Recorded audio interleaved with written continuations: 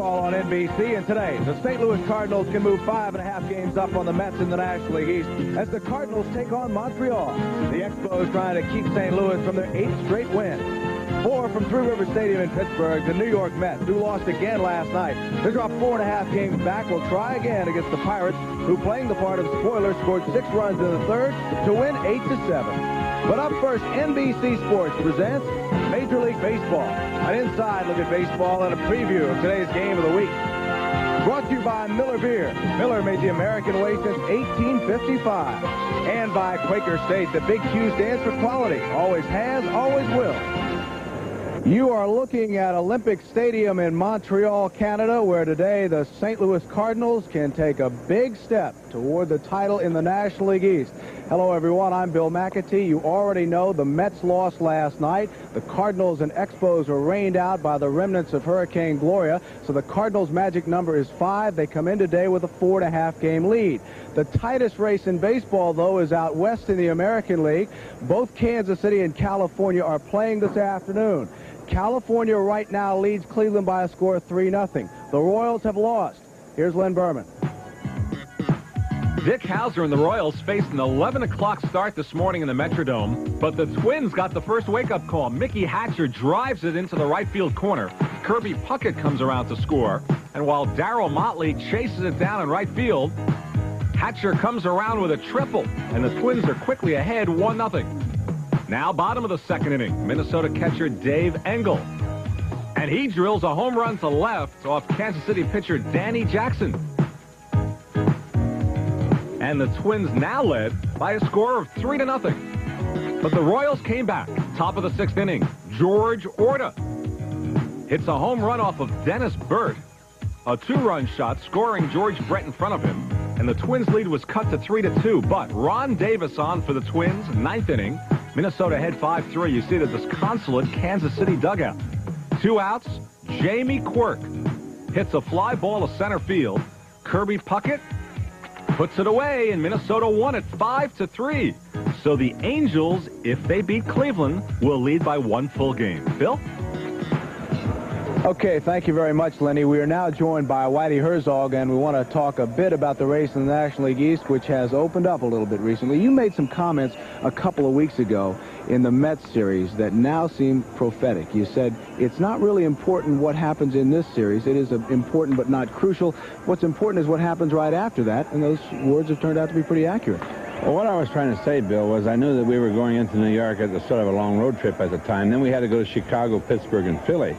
And I was worried that if things didn't work out in New York, or even if we played well, maybe swept 3 ball games, that we would have a letdown after that. And that was what I was trying to keep from avoiding. Well, we played the Mets 3 really good games. We both played good baseball. It was 3 one-run ball games. We won 1, they won 2. They could have won 3. We could have won 3. That's how close the games were. But we went into Chicago then and played well, and I think we won 7 straight after that. And that kind of turned around a little bit. And it isn't that the Mets have not been playing good baseball. We've just been kind of lucky. We've come kind of from behind a few ball games. And you can't lose a 1-run game, can you? Well, we haven't. Don't say that. We still got 9 games left, and there's still a long way to go. And we got a big series coming up in home, but right now we got a big doubleheader today. With a little breathing room, does that alter how you manage down the stretch, especially when you get close to playoff time? No, not breathing room. You really won't manage any different until you clinch it or until the race is over. The big thing is if it goes right down the last day, you can't set up anything for the playoffs, and sometimes you don't have your pitching rotation the way you might not like it. Whitey Herzog, thank you very much. Nice talking to you, Bill. Good luck today. Okay, we'll return to Montreal. A few words from the commissioner, Peter Ueberroth. We'll be back right after these messages. We are back now in Montreal, and one quick note. You may have read this morning where Whitey Herzog was quoted as saying a chief source for drugs in baseball 2 and 3 years ago was here in Montreal. Whitey says he was quoted off the record, refused comment, and we respected his wishes. And while drug stories continue to unfold in baseball, Commissioner Peter Ueberroth continues to push for voluntary drug testing. He'd like to see a plan now by the World Series. What better to restore confidence in the fans in this country than the players themselves saying enough is enough to drugs. The players have the courage to do that in a program that guarantees confidentiality and no penalties. They've made a wise decision. If they don't make a decision in that direction, which most people predict will happen, I think that's going to be a failure. But I'm much more I think it's incumbent upon his commissioner to take the risk of allowing them the opportunity to protect themselves in the game they care about than just acting in an arbitrary manner. Baseball Commissioner Peter Ubroth. In general, the players have been receptive to the idea, but they would like to see the plan go through the Players Association. Well, one part of baseball that remains untouched by scandal and probably always will be so is the pursuit of collecting baseball cards. Here's a kid who loves to collect them, Joe Garagiola. When I was growing up, I saved the bubblegum cards. I think everybody saved the bubblegum cards. I took a survey of the Cardinals seated out here, and most of them did. Here's some that I brought from my own collection. This one's from the 33 Gaudies. In fact, I just completed my set. Took me a couple years. That's Marty McManus. Why did I save him especially? Played for the St. Louis Browns. Here was one of our favorites, Frankie Frisch. He was the manager of the Gas House Gang, the old Fordham Flash. We loved him. Boy, here was a card that was hard to get. Why? Frankie Frisch right there, Dizzy Dean right there, and in my own neighborhood, the Hill, Ernie Arsaudi, of course, and Tex Carlton. What a pitcher he was. I even get autographs. Dick Bartell, Giant fans will remember him. And how about Bill Dickey? He may be in Arkansas watching this right now. And Ted Lyons, what a pitcher he was, all from the 33 Gaudy. And here was my all-time favorite. Why? Ducky Joe Medwick. We used to sit in the knothole gang in left field, and he was the left fielder, and he was our guy. How much of a collector am I? Right now I'm working on these, the T206s from the turn of the century. See this guy right, let's see, over here, Ed Walsh, big Ed Walsh. And the fellow on the end, the other end, you'll recognize him, Ty Cobb, T206s. Well, that's all well and good, because now there's a sensational book out called Topps Baseball Cards. It's got every card ever printed by Topps, over 21,000 of them, and I don't care where you look, you're going to find a player, just pages and pages. I tell you what I did, I looked for mistakes. You can have fun doing that. Let me just show you what I mean by mistakes. Sometimes the fellas have some fun with the photographers. Here's Henry Aaron batting left-handed. I imagine a lot of pitchers would have voted for that. He's right here. Look at Henry batting left-handed, okay? And Lou Burdett, he was always fooling around, too. Burdett is somewhere in here, pitching left. Here he is, right there, pitching left-handed. I don't care where you look in this book, you're going to find a bubblegum card of your favorite player. It'll jar your memory. Every time I open it up, I see a guy and I think of a story. 21,000 cards. They have a history of every guy, his record. And all you have to do is just flip it open. And you can watch a guy grow up. Let me show you what I mean. Here's a poster of Willie Mays. Every card of Willie Mays. In fact, we have a little history of some guys growing up that we're going to show you right now. You recognize Pete Rose as a rookie. And there he is again. I'll tell you how interesting this book is. I got about 7 Cardinals surrounded around me looking at this. There's Whitey Herzog as a player. Boy, does he look young. Davy Johnson.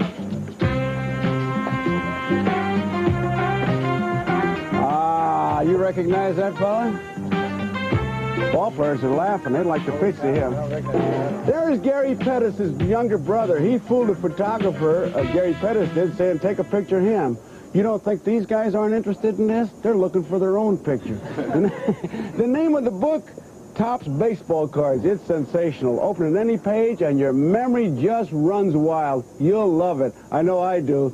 We'll be right back after these messages.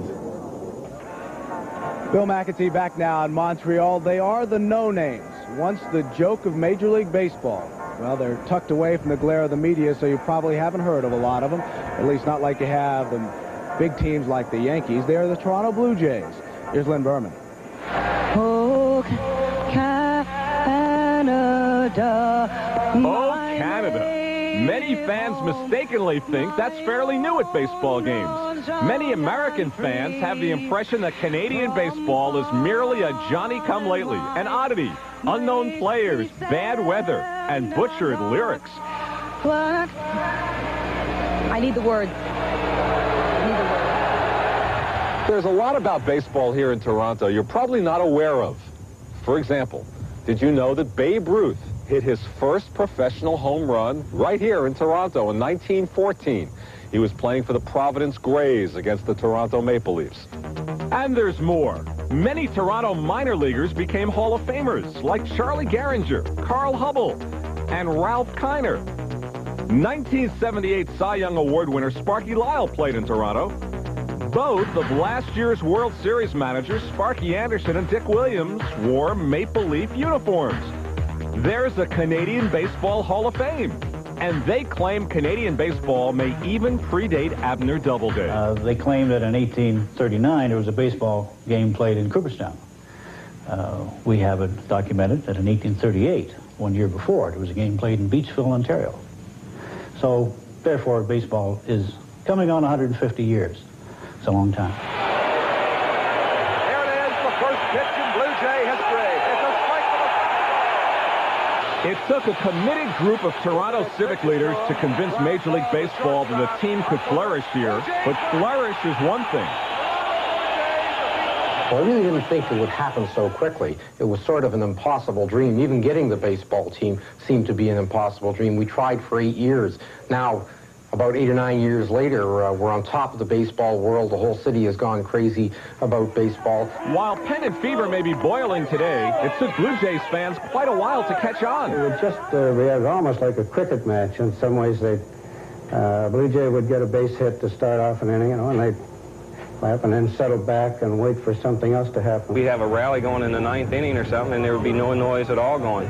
Now, they're very excited. They get into the game. These people have just been going crazy over the club, and it's just been a tremendous change in the city and the way people accept us, and it's been a lot of fun. But baseball has created a burning fever in them, and now they're yelling it out. We're the best in the baseball world, and it's given Torontonians and Canadians a new pride. Of course the Blue Jays are going all the way this year. Don't you, the Blue Jay fans, love?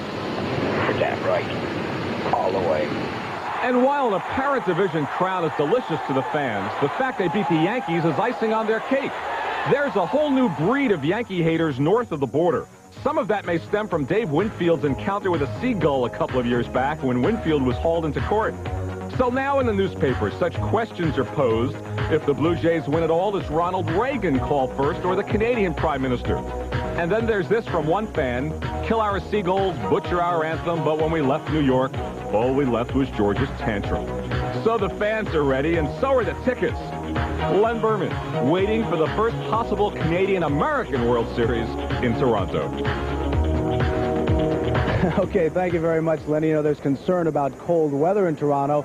Surveys have shown that it will be chilly but not actually freezing, and it's actually colder in Milwaukee and Minnesota. Stay with us now. Baseball is coming up next, depending on where you are. Some of you will be with us here in Montreal for the Cardinals and the Expos. The rest of you will see the Mets and the Pirates. Settle in. Baseball's next on NBC.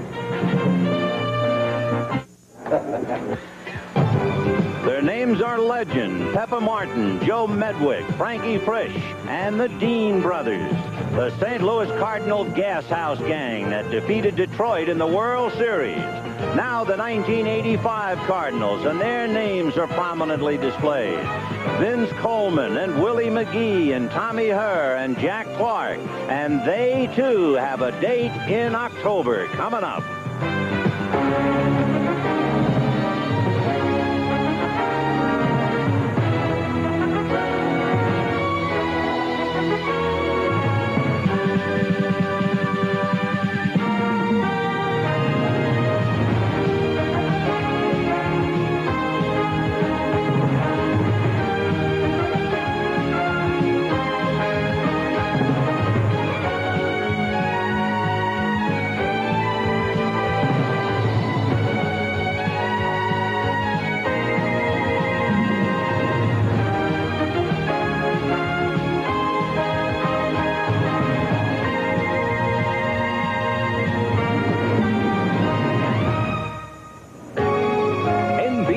Sports presents the Major League Baseball Game of the Week.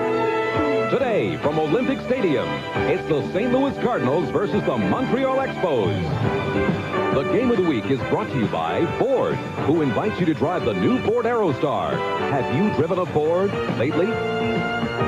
By Miller Beer. Miller made the American way since 1855. By NCR, who bring you a better personal computer. And by Honda All-Terrain Vehicles, inventors of the ATC 3-wheeler and Fortrax 4-wheeler. A beautiful day in Montreal, Canada. Welcome to Olympic Stadium in Montreal, where the visiting St. Louis Cardinals will face the home team, the Montreal Expos. Hi, everybody. I'm Vin Scully, along with Joe Garagiola. The magic number is 5 everywhere you look. For the Dodgers to turn it in their division, for Toronto to do it in the American League, and, of course, in the National League East, high 5 for the St. Louis Cardinals. But they've got a doubleheader today, so Gloria threw a curveball at him yesterday. It did, but, you know, when you're battling like they are, doubleheaders, it almost means like we can get it over sooner. We can clinch it sooner. I think maybe a month ago they would have said, oh, what a lousy break doubleheader. But I don't think it's a factor at all because they are really fired up. The Cardinals are. And to give you an idea what it's like in New York, there's a feature story in a New York paper today talking all about how the St. Louis Cardinals will fare against the Los Angeles Dodgers in the League Championship Series. That's just a New York way of writing off the Mets. I'm sure the Mets appreciate that. Well, luckily they're on the road in Pittsburgh. They don't have to read it. We'll get to the starting lineups for the Cardinals and the Montreal Expos. We'll have a lot more coming up right after this.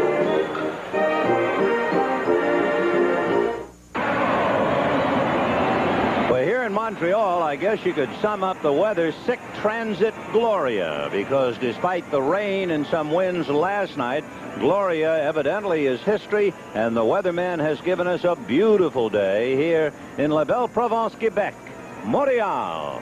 And for the visiting St. Louis Cardinals, a rather important 3-game series jammed into 2 days. A doubleheader today, and heading for the mound, Bill Gullickson from Montreal.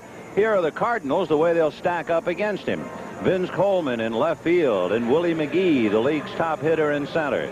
Tommy Herr, the big RBI man at second base. Darrell Porter in the cleanup spot. Jack Clark is still out with the sore ribs. Andy Van Slyke in right field.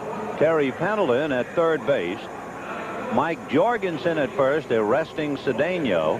Ozzie Smith, the shortstop. And on the mound, the 21-game winner, Joaquin Andujar.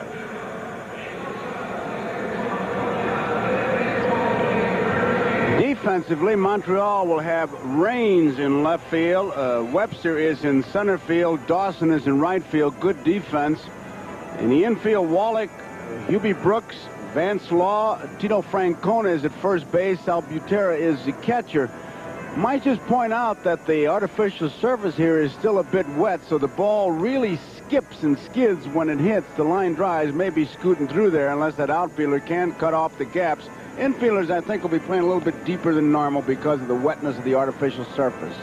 You look at Bill Gullickson's number. The last time we saw him was last Saturday. He went 5 innings plus and was charged with 4 runs. He was not involved in a decision that saw the Cardinals come from behind and beat Montreal 7-6. He is 1-1 with St. Louis this year, 6-9 lifetime. He lost to Forsh. He beat Danny Cox, and then no decision in the Tudor game.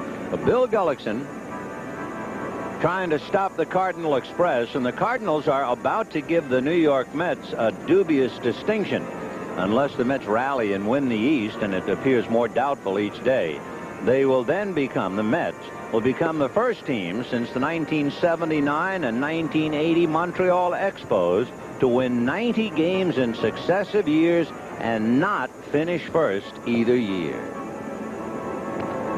That's some distinction. Gullickson doesn't have any trick pitches. You'll see a fastball, overhand curveball. Pretty good control. Curveball's a big overhand curveball. Changes speeds. So it should be a dandy with the Jackrabbits that the Cardinals have with Coleman, McGee, and the rest of them. Looking at the schedule for the St. Louis Cardinals, today and tomorrow, their last 2 days on the road. They then will go home and play the remaining 6. They have 3 with the Mets starting October 1, 2, and 3. And they'll finish up at home with the Cubs on October 4, 5, and 6. Vince Coleman, Willie McGee, and Tommy Herr in that order. Interesting that Vince Coleman, with over 100 stolen bases, will lead it off. the first player to bat in a major league game in Canada against Montreal way back in 1969 was another speed merchant in a St. Louis Cardinal uniform by the name of Lou Brock. You can see what effect speed has. Third baseman Wallach is in, and you saw Gullickson warn Wallach, move in, move in. They just break your concentration. Speed will do that. 0-1 the count to Vince Coleman. Check swing foul. 0-2 the count to Coleman. Vince, a switch hitter, batting .271, and if you look at his numbers, you see that the bulk of his hitting, his best numbers, come as a left-handed batter, hitting .285 from this side of the plate. Ground ball to the right side, hard, plugged up by Van Slaw to get him. One away.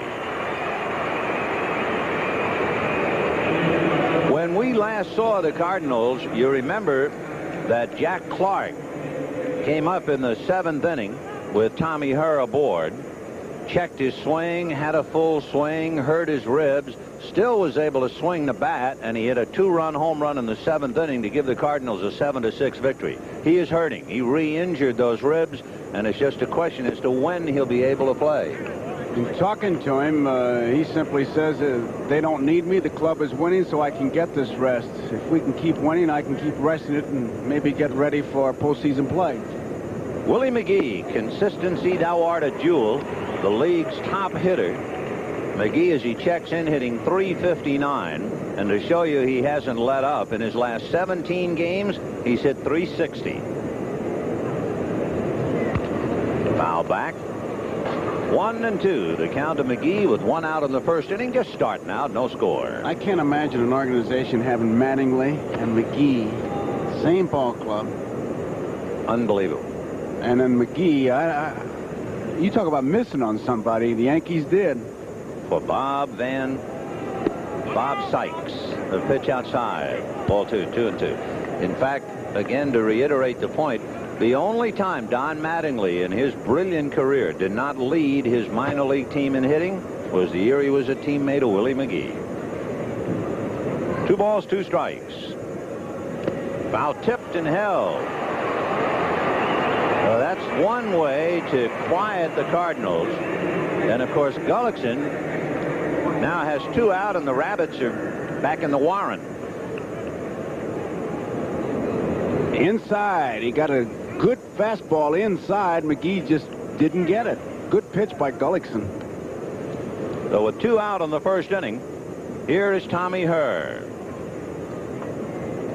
Herr, of course, has had a remarkable year, 105 RBIs with only 7 home runs. The last man to have 100 ribbies and 10 home runs or less, George Kell.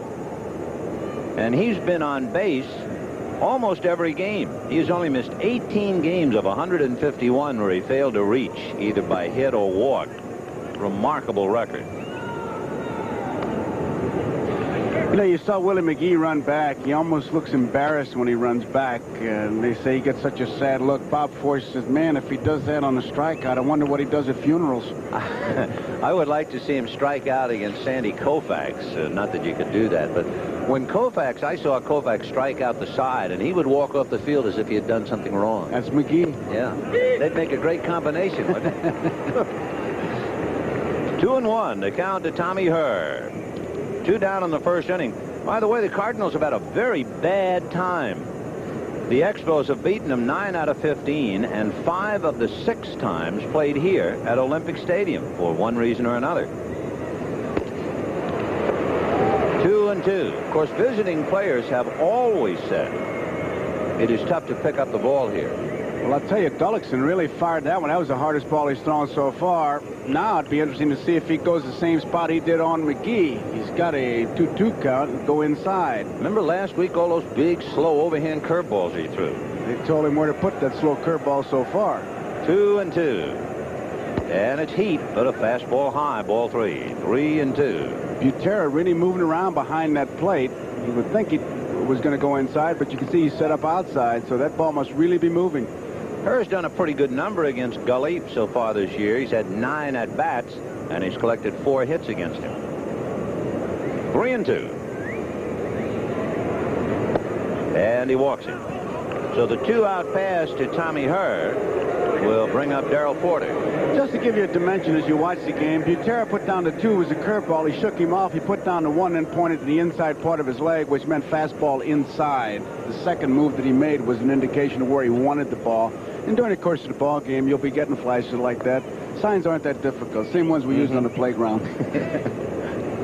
Well, here's Darrell Porter hitting in the number 4 slot with both Jack Clark and Cesar Cedeno sitting down. And they get his left-handed bat in there. Not to belabor the point, but for example, that particular time you saw a fastball go to the left leg, it was fastball the outside part of the plate. Now you're on your own. They'll keep an eye on. I'm going to watch it. Tommy Herr does everything well, including steal. He's stolen 30 bases and only been caught 3 times. So they'll watch him while they work on Porter. In there.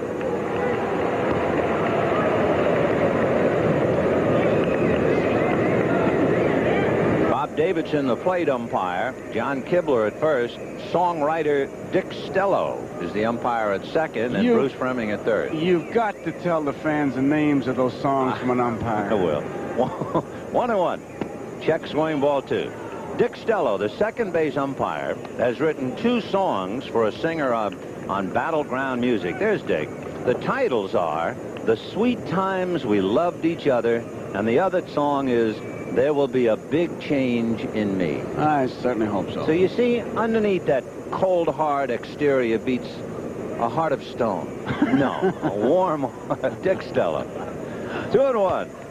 Ground ball, big chopper to Francona. He'll go it to the bag, and that will do it. Tommy Herr is left aboard. And at the end of half an inning, with songwriting amidst the air in Montreal, the Cardinals nothing, and the Expos coming up. The Expos, here's the way they stack up, and they could have beaten the Cardinals perhaps 3 in a row last weekend, only they didn't have their relief pitcher, Jeff Reardon.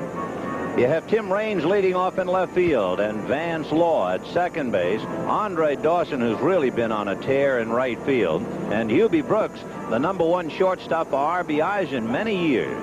Terry Francona will be at first base, followed by Tim Wallach at third. Mitch Webster, a little bit banged up, but he's okay, well enough to play. He's in center. Sal Butera behind the plate. And the pitcher, Bill Gullickson.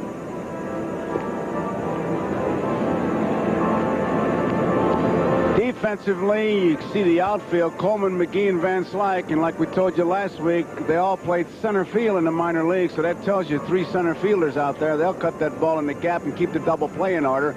Pendleton at third base, Ozzie Smith, the magic man, at shortstop, Herb Jorgensen, good defensive first baseman, and Porter behind the plate, and Andujar. And you may note that most guys have sweatshirts on, not Andujar. He pitches without the sweatshirt, and when Whitey Herzog said to him, "Put a sweatshirt on," he said, "You gotta love this kind of weather. You gotta love it." In the words of Pedro Guerrero, another Dominican, he's some kind of guy, that guy. Tough. Some kind of guy. One tough Dominican. Well, he's 21-9. He's defeated every National League team this year except Montreal. He's the National League's first hurler to win 20 games in back-to-back seasons since Joe Niekro did it in 1979 and 80. And the last Cardinal 20-game winner back-to-back would, of course, be Bob Gibson. Tim Raines would like to get aboard and put a little heat on Andujar because he's the runner for Montreal. Raines has 65 stolen bases. It pales in comparison to Vince Coleman, but nevertheless, he can motor. And he's 3 for 5, along with 4 walks against Andujar this year.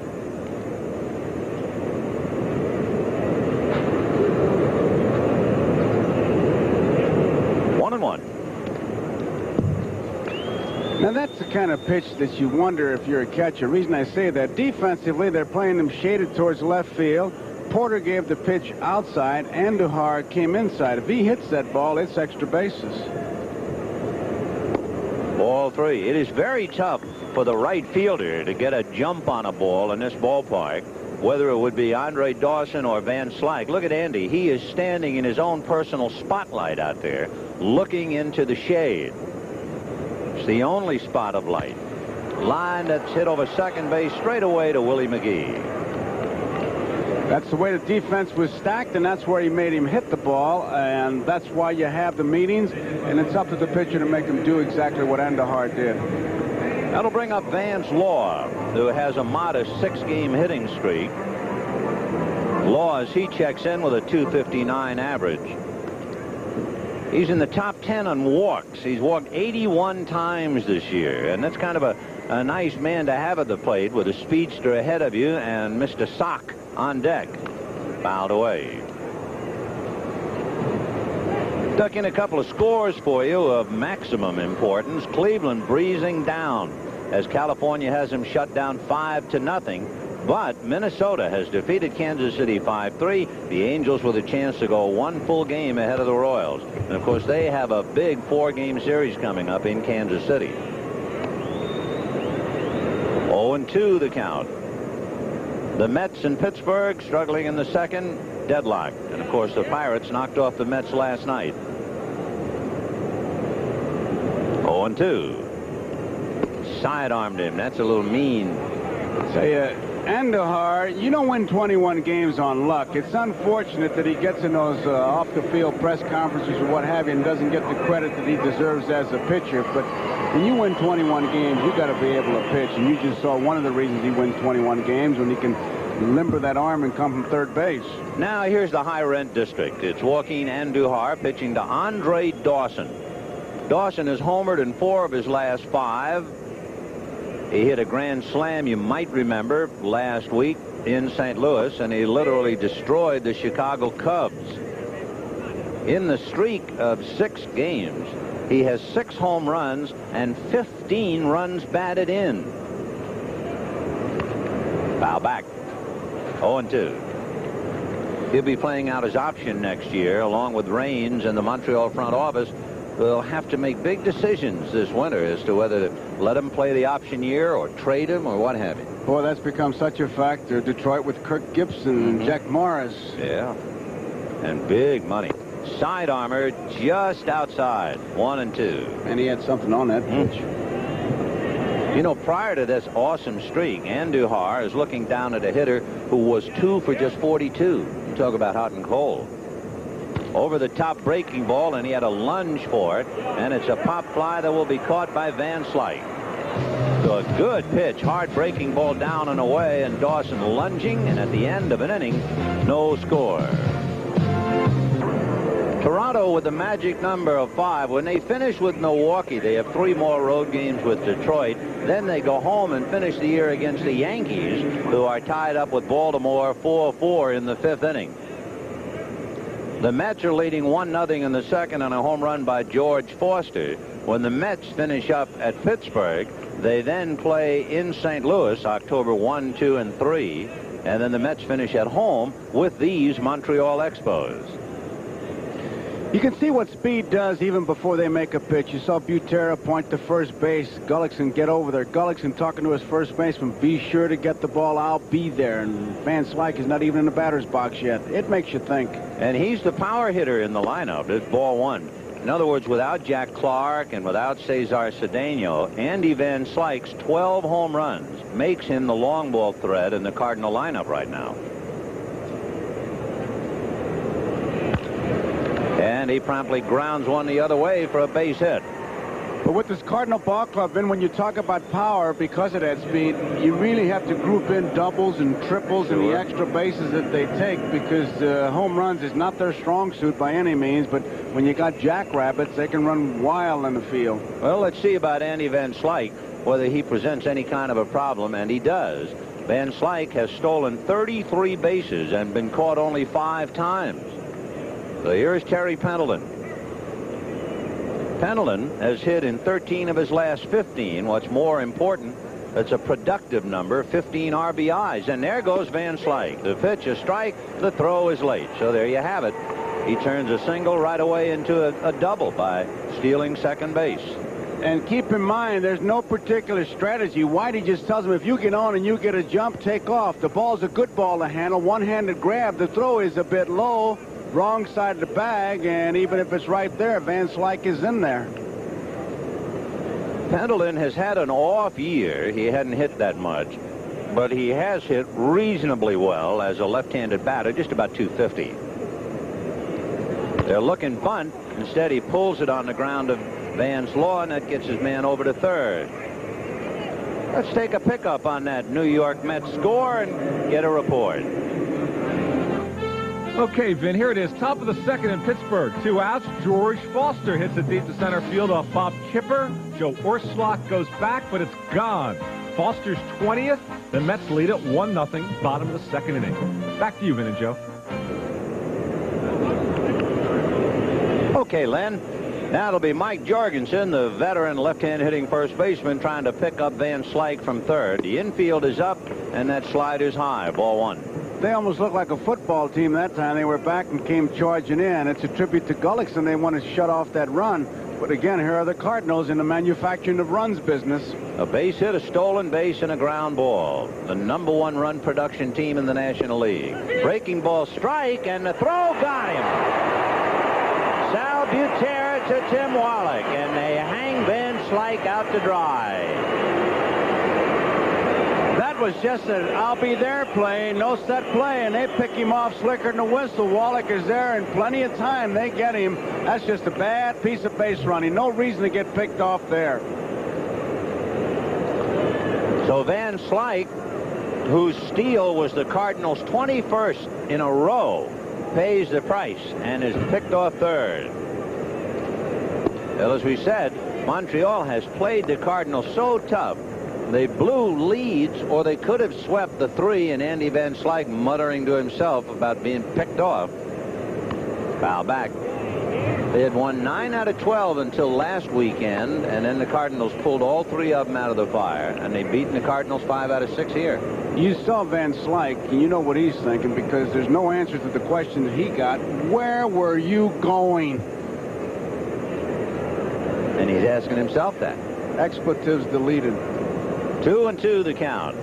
And Georgie drives one to right and deep. Backing up into the bright sign is Andre Dawson and makes the catch. Oh, is that a tough play, and particularly under the circumstances with that bright sun shining in his eyes. And at the end of an inning. Ben, as you pointed out, the sun is so bright. Now he's on the grass, never looking at the wall, and his feet hitting the warning track tell him he's close. Now he's going to jump just a bit premature, and he's going to hit that wall, but there's nothing else he could do. That was really a tough play. Look at it from this angle. He's just bearing down on that ball, and it's his feet that tell him you're getting close, and you can see that he might have jumped a bit too soon, made the play, but that was a very tough play. And as Andy Van Slyke takes his position in right field, he has to be thinking, well, if I'm not picked off, that fly ball gets me home, and we're leading 1-0. Instead, no score, bottom of the second inning. Hubie Brooks. Then Terry Francona and Tim Wallach. There's Andy Van Slyke, and you know that's what he's thinking. How could I have been picked off third? Dummy. You can see it on his face, and that's one of the tough parts about being an outfielder. You got all that time to think about it when you do screw a play up like that. And you got to wake up right away and forget about it now and concentrate on the hitter, who is quite a hitter. Hubie has the most RBIs. He passed Dennis Menke at 92. He's now after Ernie Banks as a shortstop. Banks had 117 back in 1960. Fouled away. Remember in St. Louis, he was having such a problem holding on to the bat because of the bad hands that he had. The bat kept slipping out of his hands. Brooks with 94 RBIs. Davey Concepcion was a great productive shortstop.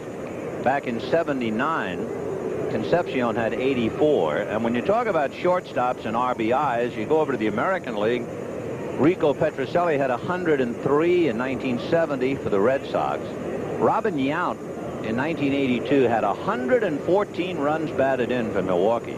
And then Cal Ripken 2 years ago had 102. The point being that Hubie's up there with the big guys. Ground ball to Ozzie, one away. Ozzie has to play just a little bit deeper than he likes to play in this ballpark. He talks about it always seems that the surface is a bit damp and that ball gets out to you in a hurry, but I'll tell you, it doesn't seem to bother him any. Ozzie Smith. Now here's Terry Francona. Francona hitting .271. He is a good hitter, and for the first year, in his career, he has pretty well survived it without any bad injuries. He's played 100 games. The questions here in Montreal as they try and prepare for next year. Mike Fitzgerald had arthroscopic surgery. They feel he'll come back and be the catcher that they need. But then again, they're looking for some more sock and some more pitching. And immediately you have people like Dawson and Raines, whose contracts are coming up option-wise, as we see Toronto taking a 2-0 lead. Toronto trying to win its 97th game. Cincinnati just refuses to quit. That figures with Pete Rose at the helm, beating Houston 5-1. Foul ball. 1-2. Montreal has some bright hopes in that Galarraga, too. They were talking about that home run he hit in Chicago in the center field. I thought the home run he hit in St. Louis was a long way, but Claude Raymond was telling me the one he hit in Chicago was even farther. Wow. Because the one in St. Louis was almost out of the state. 1-2 the count. Terry Francona on the hands. Little fly ball. Coming up is McGee. 2 down. Joaquin Andujar and Bill Gullickson in the first game of a doubleheader. Gloria washed out last night's game. So it's 2 today and 1 tomorrow. And then the Cardinals go home and await the arrival of the Mets. Interesting, if you think about the consistency of a ball club, it might surprise you a little bit. The most consistent team in baseball this year would be the California Angels. California has only had 3 losing streaks of at least 3 games. Everyone else has lost 3 in a row at least 4 times. Foul ball coming back and no play for Porter.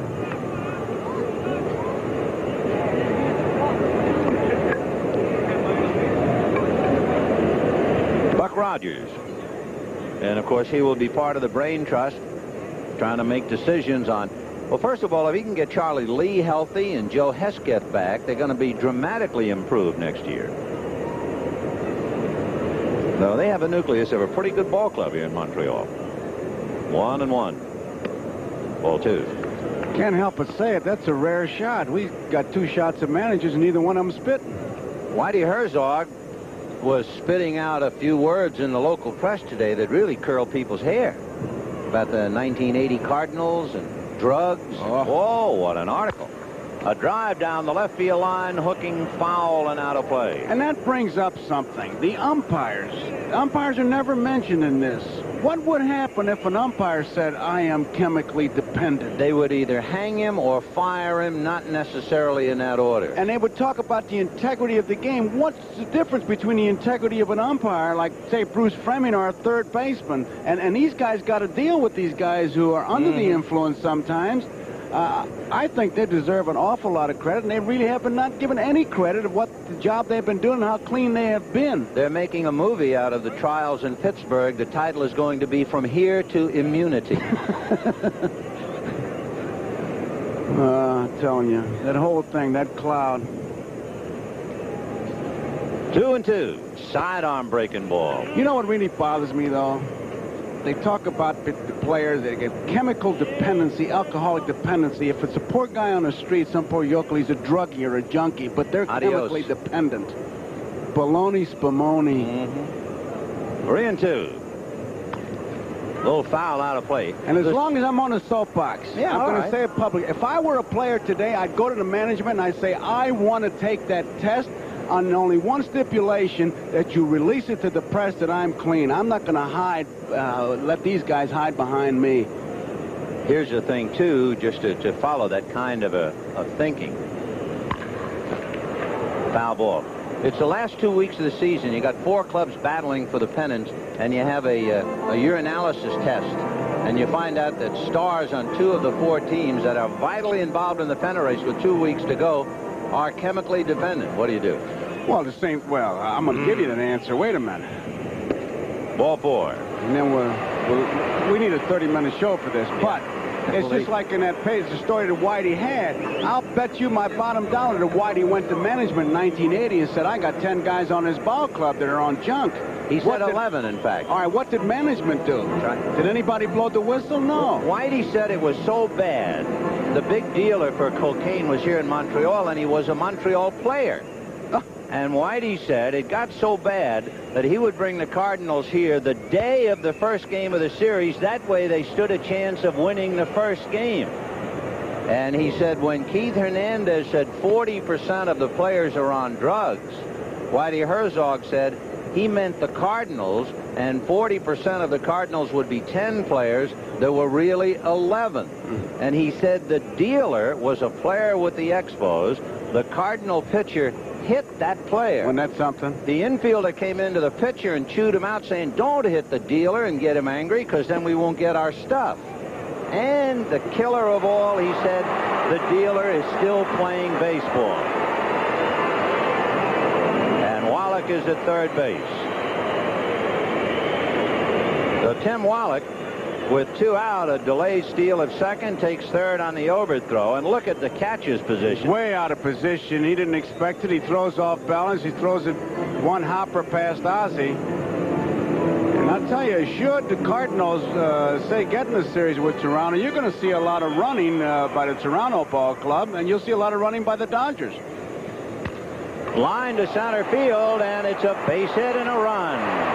So the difference in the game, the Cardinals had a runner picked off, and the Expos steal one on St. Louis.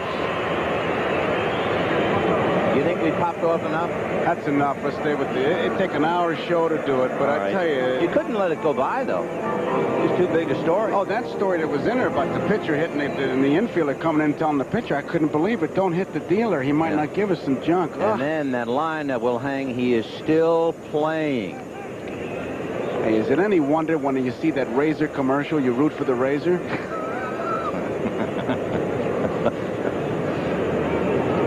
Mitch Webster, and you can look it up, has just knocked in a run.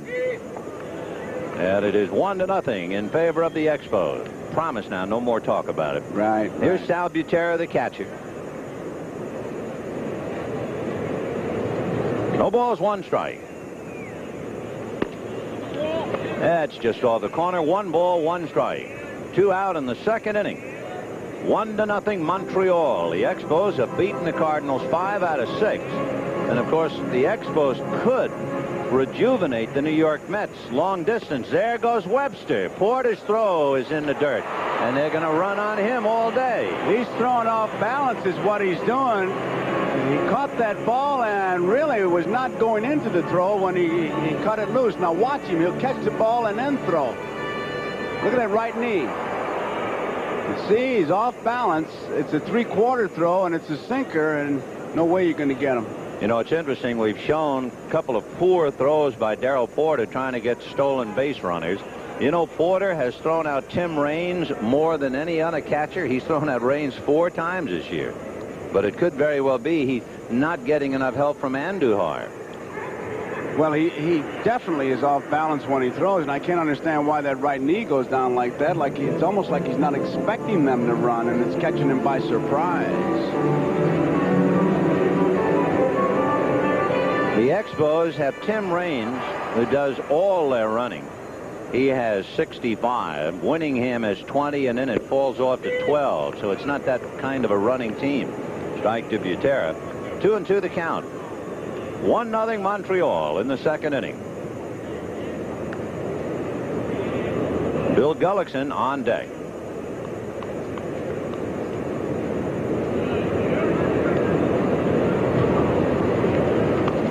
Got a little bit of that hard side-arming slider and chipped it back foul. So they're pitching to Butera with first base open.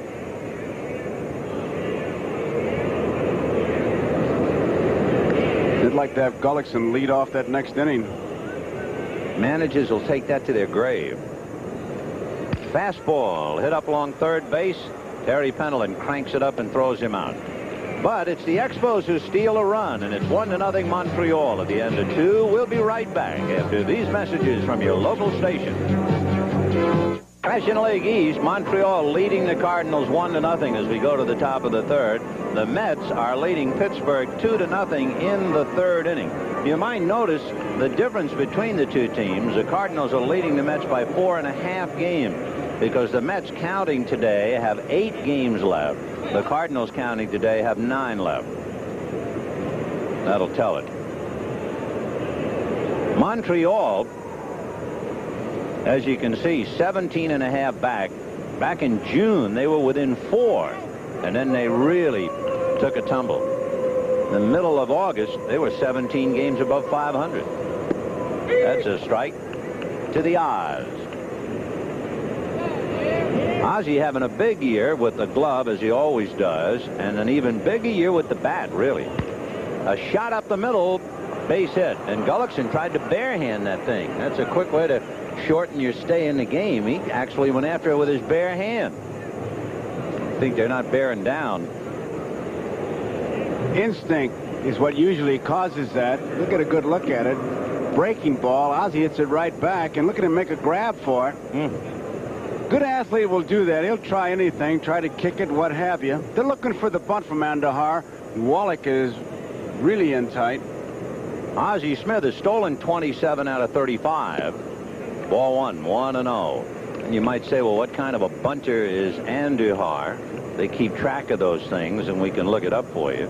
Andahar has sacrificed 7 times. That's as many as any pitcher on the staff. So he's pretty handy with the bat. He'll have to make Francona field it. 2 balls and no strikes. Boy, when you run into corners like that, you might as well let him bunt. Well, true, and I'll tell you, in just watching him, he gets that bat out there in good shape, nice and level, and he's going to deaden that ball.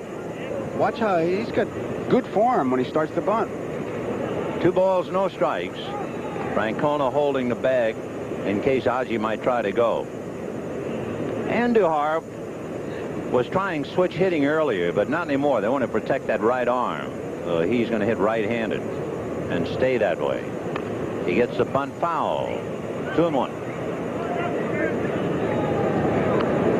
I still can't believe they're going to let Dwight Gooden bat left-handed like they talked about him to expose that right arm. Gooden batting left-handed. No way. Nice story. Yeah. Ozzie Smith held on by Francona. Nobody out here in the third. 1-0 Montreal. Ozzie's going. The pitch is inside, and the throw's going to be late because Ozzie had a big jump. So they get him down there. 28 stolen bases for Ozzie Smith. The Cardinals, the runningest team since the 1913 Giants. Good ball to handle. He seems to get enough on it, but the throw is high. I'm telling you, against the Cardinal ball club, the catcher's going to have to warm up between innings.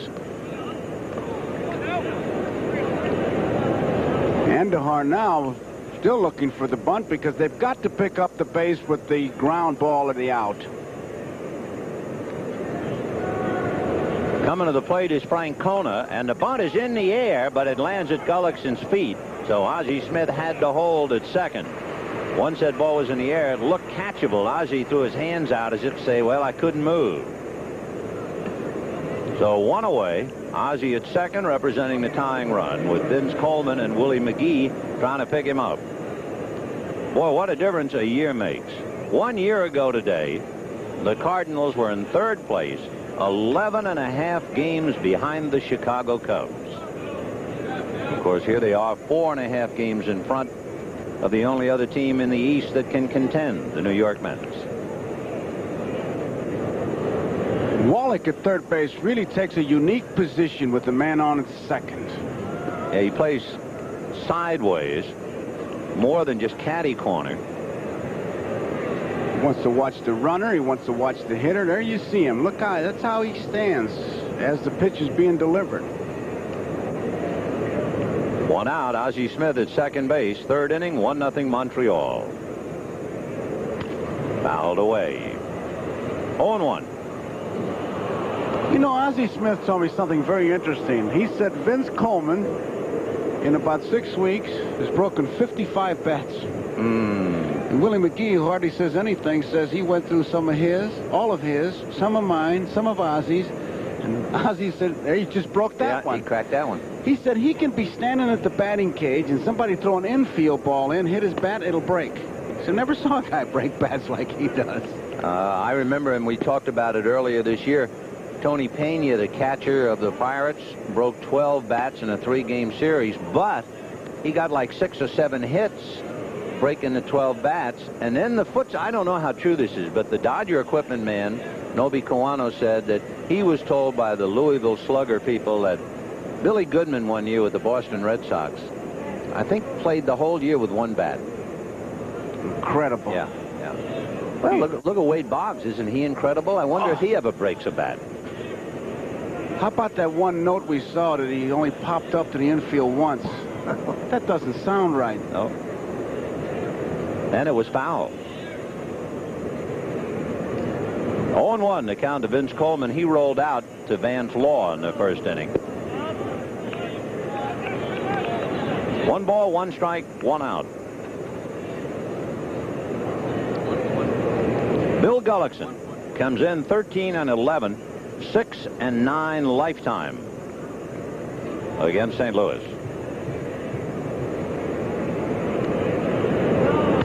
Ground ball to Wallach, so he'll look Ozzie back and take care of Coleman. So 2 down, and that runner is still at second base, and Willie McGee coming up.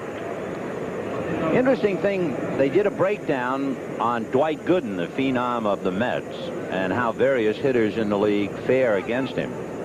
And perhaps the toughest hitter in the league against Dwight Gooden is this kid, Willie McGee. Willie McGee against Dwight Gooden is hitting .556. He has 10 hits in 18 at-bats, and he has struck out once. Chili Davis is another fellow who hits him. Steve Garvey, a third. Ground ball at Wallach. Gloves. Gets him, and so Ozzie Smith is left on the yellow brick road. And at the end of 2.5 innings, it remains Montreal 1 and the Cardinals nothing. Well, as you see the scores, the big shock right now that Cleveland got off the deck and they have tied up California 5-5. Kansas City has gone down the tubes. Minnesota took care of them 5-3. That's the one, the division. It makes no sense at all whether California or Kansas City is going to win it, but at least it'll be decided perhaps this week when they play 4. And that's when it's really great. When you go head and head, you don't have to look at the scoreboard. It's up to you, nobody else, because right now everybody's looking at the scoreboard. And you know, when you think about it, it was Cleveland last year that knocked Minnesota right out of the state and blew them out of the pennant race, and here they are giving California a bad time. Did you see that one line the Cleveland fan had? He said, we're only 2 or 3 pitches away from a 4th place team. What a rip. Bill Gullickson will take ball 1. That was a line a writer used 1,000 years ago in New York about the Brooklyn Dodgers, and he said overconfidence might cost them 7th place. Here's Gullickson. And he loops one into center, and Ozzie is there. Ozzie always seems to be there. 1 down.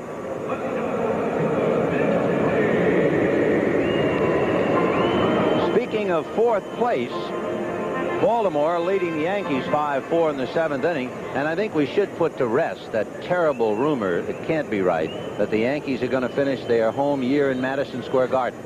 That's impossible. Oh, I tell you, of all the things, if Billy and his problems in the Cross Keys, and then the Winfield-Steinbrenner confrontation about who's going to deliver the Uberoth letter.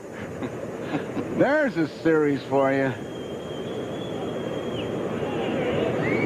Oh, we have 1 away, and Tim Raines who flied to center in the first inning, 0 for 1.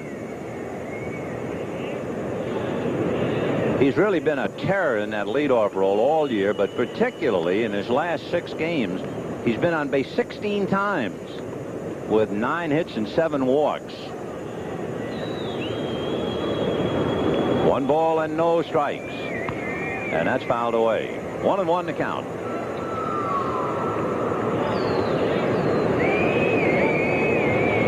Joaquin Andujar, when he joined John Tudor to win 20, it's the first National League team since the '69 Cubs to have 2 20-game winners. Bill Hands and Ferguson Jenkins. The Dodgers had Bill Singer and Claude Osteen. Now back.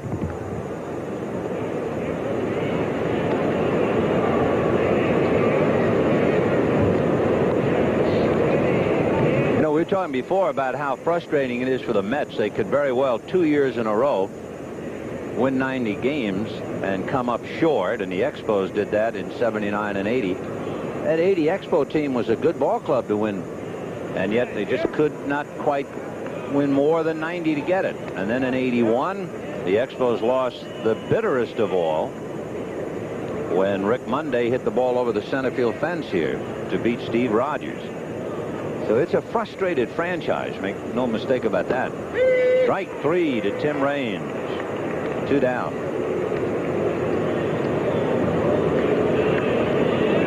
When Montreal played the Cardinals last weekend, Montreal led 3-2. They lost 5-3. They led 6-1. They lost 7-6. They led 5-4. They lost 6-5. That kind of sums up what's been going on here. Here's Vance Law. 0 for 1. If you want to get a towel in his house, they all match. They do. A teammate over in Pittsburgh, it always struck me how the letter V is so prominent. Father's Vern, mother's Vanita. Yes.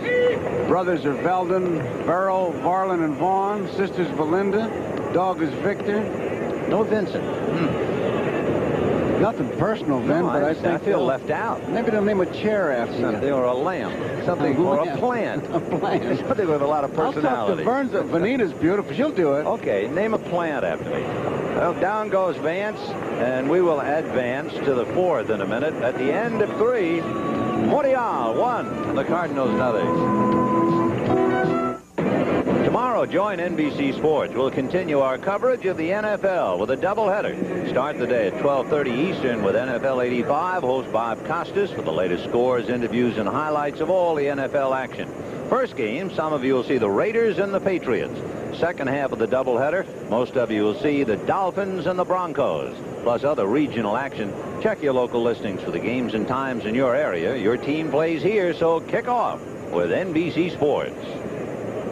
Tommy Herr in the 4th inning. A shot off the backhanded attempt of Terry Francona, and in the corner, Dawson with a rifle out there, so Herr will hold with a single.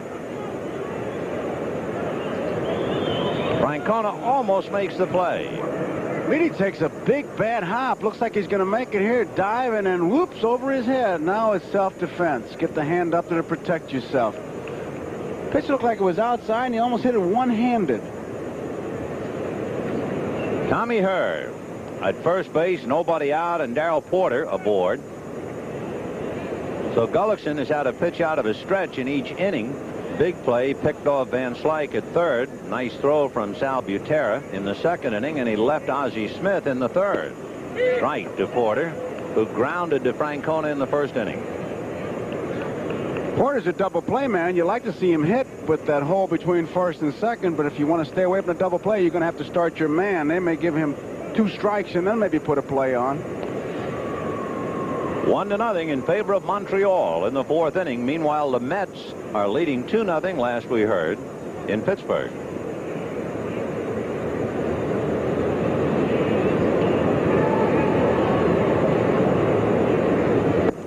This is the first of 2. The second game pitchers are Dan Schatzeder and Bob Forsch. So Gullickson trying to win his 14th. 1 ball, 1 strike. Francona holding a corner on Tommy Herr.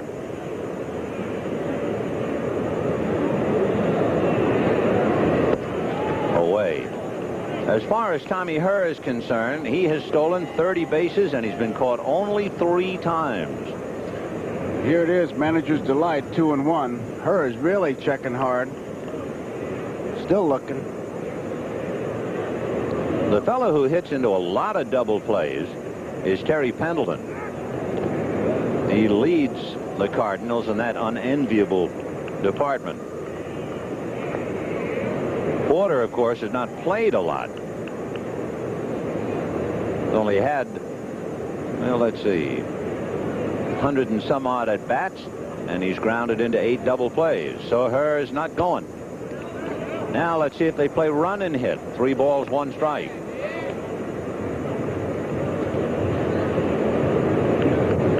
Al Lanier coaching at 3rd. Nick Leba coaching over at 1st for St. Louis. Watch Herr, 3-1. He doesn't go on a strike. Were you surprised? Not really. If he doesn't go on this one, I'll be surprised, because I think what they wanted to do was give Porter a real good shot at the 3-1 pitch and clear his mind. Right now, if I were Butera, I'd be looking for her to be running on this pitch. I'd be surprised if he doesn't go. And if I'm Gullickson, I've got to go to throw first base no matter what. Definitely. You got to go over. Nope, and there goes her. And there goes a fly ball to right field. It's playable. Andre Dawson is there. So her goes back to first. One down. On that 3-1 pitch, I just have to figure that Porter may be one of those hitters that if a runner breaks, he's distracted, and Whitey wanted to get every edge he could. Toronto trying to win big. They're handling Milwaukee 5-1. Toronto trying to win as many games as the Cardinals have already won. Cardinals have won 97. Toronto can win their 97th by beating Milwaukee. The Toronto Blue Jays. You know, it's an interesting thing. The American League pennant will be won by a team that's been in baseball less time than Phil Niekro. The Angels came to birth in 1961. The Royals, an expansion team for 1969. The Blue Jays, an expansion team 1977. Phil Niekro was a professional pitcher in 1959. I realize that's not going to earth-shake, but it is an interesting thought. Pitch out, huh? Just got a call from Phil. He said he really appreciates that. 1 ball and no strikes. You made him sound like he was coming down from the mountain. With the tablet. With 10 of them in his hand. 1-0 the count. Bill Gullickson leading 1-0 in the 4th inning.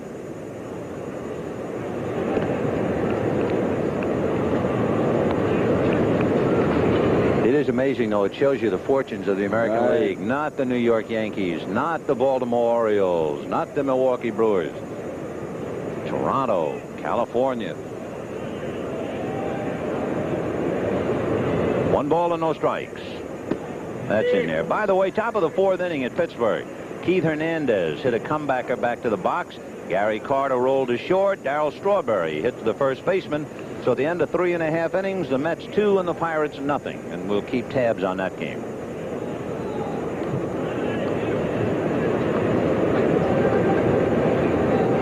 One and one.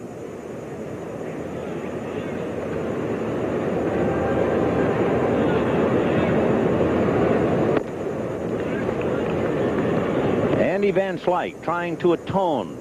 Remember, in the 2nd inning, he singled and stole second, took third on an infield out, and was then picked off. Sal Butera to Tim Wallach, and then Mike Jorgensen hit a fly ball that Andre Dawson caught up against a right field wall. But because of the pickoff, the Cardinals lost a run. Watch her. Not going.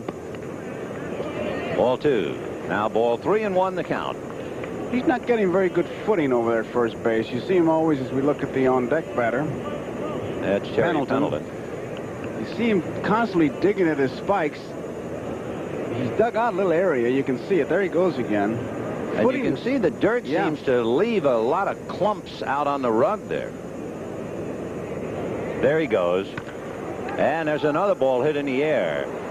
You know, Webster started back on that, but Tim Raines comes in to catch it. Mitch Webster instinctively went back. We mentioned this is a very tough ballpark to pick off the ball. It could be a factor before the afternoon is over. And they're starting, remember, late, the first game of a doubleheader. So things are going to get sticky here by the end of the first game. Here's Terry Pendleton, grounded out in the 2nd inning, 0 for 1. Pendleton began the day hitting .240. Really got that right arm protected with the plastic shield. You wouldn't think he'd be able to pull the ball or pull the bat through with all that stuff on that arm. Time by plate umpire Bob Davidson.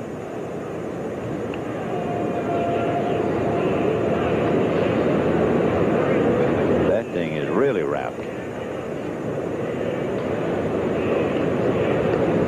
You know, another interesting thing in comparing the Cardinals and the Mets are playing Pittsburgh. In September, the Cardinals went 5-0 against the Pirates. The Mets have lost 5 of 7 against the Pirates in the month of September. But they are winning today. 1-0. Terry Pendleton with a left-hand hitter, Mike Jorgensen, on deck.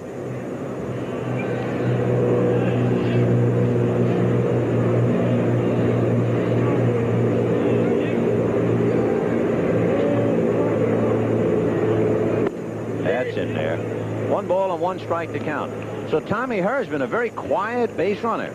As you see, Cincinnati leading Houston 5-2 in the 8th. Got a man down there with 30 stolen bases, and he hasn't done a thing. He's actually getting a bigger lead with Pendleton batting than the other times. He's getting at least his front foot, his right foot, on the artificial surface. With the other guys, it was just on the fringe, but he's getting a bigger lead now than he's had since he's been there. 1-1. There he goes. Ground ball down to shortstop, over to second base, and that will be that. So the Cardinals stay on the ground. They don't even try to fly. And at the end of 3.5 innings, Gullickson and the Expos won. Cardinals nothing. Got a tough ball game brewing here in Montreal's Olympic Stadium. Montreal leading 1-0 with 2 out. Tim Wallach walked, stole second, took third on an overthrow by Darrell Porter, and came home on a single by Mitch Webster. He'll be having his time, the Montreal mascot. And here's Andre Dawson, Hubie Brooks, and Terry Francona. Look at those numbers. He left Chicago in ruins on Tuesday. A one-hopper, and staying with it at third is Terry Pendleton to get him. Boy, that thing will take your belt buckle off. Look at that thing. Whoa, it almost cut him in half. It really skids out to him, too. I mean, it gets there in a hurry. Once he catches it, he can relax. He played it well, too, in front of it all the way. Now he says, I got it. Now it's easy. When we were kids growing up in New York, you know how you learned to make that play? How? Jumping over fire hydrants. That's just what he looked like he was doing. Yeah, don't be short. One away. Hubie Brooks grounded to short in the second inning, 0 for 1. Great stop by Terry. On his pins, throws him out. Terry Pendleton. 2 solid plays. Really defensive gems, both of them. This one, ball gets out there once again in a hurry, and watch him leave his feet. He knows he's got to leave his feet. Just does get it. Lands hard, comes right up. Good play. So 2 back-to-back by Terry Pendleton. Good time to remind you that we'll be selecting the NBC Light Beer from Miller Player of the Game at the conclusion of the ball game. Here's Terry Francona, fly to center in the second inning. Right out of Porter's mitt for a strike, too. 0-1. That ball was right down the middle. You talk about a catcher boxing a pitch. That was a classic example. He looked like he had one of those D&M models, drop it and moan. 0-1 the count. Ground ball to the hole, off the glove. I think Tommy might have gotten a piece of leather on it, but that's all. So Francona singles to right. And Andujar's a little fortunate that he got 2 good plays from Terry Pendleton. It's still 1-0 Montreal, and Tim Wallach, who walked in the second inning, coming up.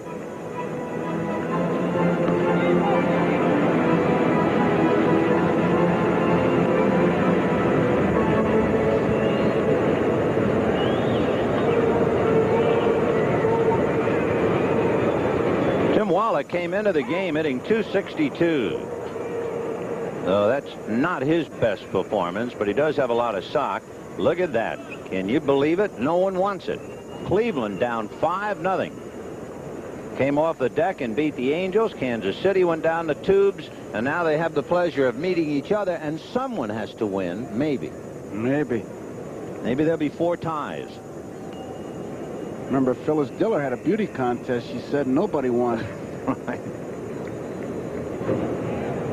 Tim Wallach fouls that one away, 0-2. Herb Schreiner. Remember the late Herb Schreiner? Yeah. And he came from a little town. He said you were really smooth if you had a good line to your girl like, "Hi, gosh, your skin is cleared up nicely."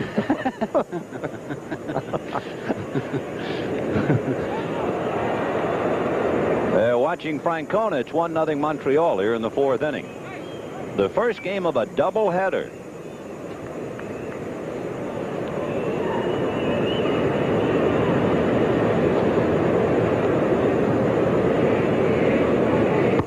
One and two. You make a mistake with Wallach and he can really hurt you. He has 21 home runs and he also has 35 doubles. Andujar hasn't come much sidearm since that first inning. Over the top now, and it's promptly hit to right, but it's at Van Slyke. So Wallach hit it on the button, but it's out. Good plays behind Andujar. It's still 1-0 Montreal. We'll be right back after these messages from your local station. We're moving to the 5th inning here in the Olympic Stadium in Montreal. 1-0 Montreal in the 2nd inning with 2 out. Wallach walked. Whitey Herzog on the left of the Cardinals saw Wallach steal second on orders from Buck Rogers, the manager of Montreal. And then Wallach took third on the overthrow and came home on a base hit by Webster. So 1-0 Expos in the 5th inning. Mike Jorgensen, followed by Ozzie Smith, Joaquin Andujar. To bring you up to date, in a nutshell, the Indians came from 5-0 down and knocked off the Angels. Kansas City lost, so they're still dead even. Toronto would appear to be breezing against Milwaukee. The Yankees are winning by a run, but it's not very important anymore. And here, Montreal is leading 1-0, and the Mets are leading in Pittsburgh 2-0. That's DeFrancona, 1 away. On this day in baseball, one of the truly greats said goodbye. This was a wonderful moment for him. September the 28th, 1960, against the Orioles, and the great Ted Williams said goodbye the only way he knew how, his final home run. Of course, it's also a great date for him if you go back to 1941. That's when he had the option. He was going to be the first hitter to hit 400 since George Sisler. And his team was playing a doubleheader with the Philadelphia A's. Fouled away. And a lot of people said to him, sit out the doubleheaders. You got a bad ankle, a bad leg. You got something wrong with you. Sit it out and hit 400. And he said, nope. I'm going to play, and I'll either do it or I don't. He played, and he went 6 for 8 and hit over 400. 1-1. To stop and think what it means to hit 400. Yep. What an amazing feat. All those people conspiring against you. The 1-1 pitch. Well, we're talking memories. Tomorrow, September 29, 1963, it was Stan Musial in his last career at bat, and he went out the right way. He got a single against Cincinnati's Jim Maloney. That's the thing about baseball. Anniversaries, they mean a lot. Oh, you remember your last time at bat? How did your last time at bat go, Joe? Hit a line drive to Murray Dixon, turned it into a double play. What an awful way to end it. Here, I thought I've shown a home run. I've talked for a guy going 6 for 8. I've talked about it in your last at bat. I hit it good, though. Yeah. A double play. He's a good fielder. Philadelphia. 3-2. Jig chopper down to shortstop. Hubie Brooks will take care of Ozzie. We need an update on the New York Mets in their game with Pittsburgh. Let's go to Len Berman. Lenny? Okay, thank you, Vin. 4th inning in Pittsburgh. Tony Pena hits the ground ball for the Pirates. Ray Knight plays at the second, called safe. The out is made at first, but Davey Johnson comes on to argue the call at second, and Joe West gives him a heave-ho. Still 2-0 for the managerless Mets to the 5th. Vin? Okay, Len. Well, one thing about Pittsburgh, the dugouts are so close to home plate, closer, I believe, than in any other ballpark, that you can be kicked out of the game, and Chuck Tanner and Davey Johnson, whoever, in this instance Johnson, he can go back on the runway 5 feet and still see home plate and manage a ball game. You can talk to the on-deck hitter from up in the alley. 1 ball and 1 strike to count to Joaquin Andujar.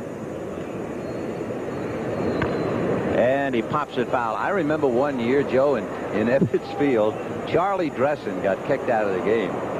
and he wanted to stay on the bench. It was a big game. And he went down the stairs, and he saw a groundskeeper, and he got the groundskeeper's hat and a big broom. And he came back up, and he tried to sit behind the broom and manage, but they spotted him. End of story, end of Andujar, end of the Cardinals in the 5th.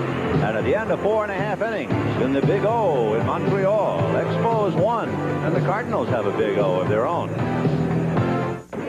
Couple of scores. Cincinnati put Houston away 5-2. The Giants-Dodgers scoreless in the second for the moment anyway.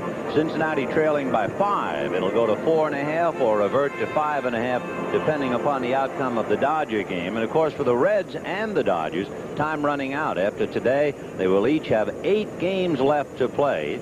And the Reds will be in Dodger Stadium for the last 3 games of the regular season. Mitch Webster and ball 1. By the way, in the bottom of the 4th inning at Pittsburgh, as you look at Jack Clark resting his sore ribs, and he's a question just when he will be able to play. Johnny Ray popped up to second. Sid Bream singled, and Mike Brown walked. Tony Pena grounded to first. Brown was forced at second. Pena was safe at second on the overthrow at first. Morrison bounced out. So the Pirates failed to score, and at the end of 4, it's the Mets 2, Pittsburgh nothing. Mitch Webster's base hit in the 2nd inning picked up Tim Wallach to account for the only RBI. 1-0 Montreal, bottom of the 5th.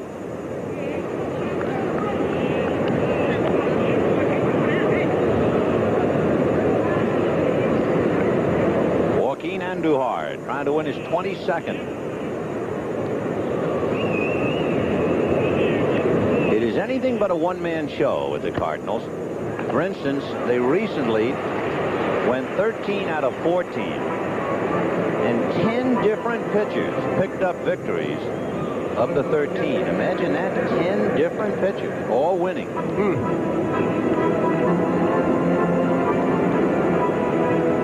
Sal Butera made the biggest defensive play when he picked off Andy Van Slyke in the 2nd inning. As a batter, he grounded out in the 2nd. Come to think of it, in the last inning, the Cardinals really helped Andujar. Terry Pendleton made 2 good plays. He's making some good moves over there. That was his Sunday move, and he about had Webster. He had him leaning. And Andujar, his move is a quick move. Now he's leaning. Looks like he's going to get him, and I'm not. Whoops, he tagged him high. He would have gotten him. Well, it makes me immediately wonder about Butera as a double play man. He has grounded into only 1. He hadn't played that much, but still, just 1 double play. He's cut down Webster's lead at first base, I'll tell you that. That's important, because now you got a shot to get him at third base on that base hit to right field. Or even the second on a knockdown play. Right, sure. 0-1. Oh, he might have him. Oh, I don't know how he missed it. He's getting him on above the elbow. The ball is getting there. I'm telling you, Webster's going to cut that lead a little bit more. Now, that ball, see, he was leaning. Yep. He wants to go. Now, the ball's there ahead of him. Now, look. Way. I thought he had it dead. Right there. Yeah, I couldn't believe they didn't get him. 0-1.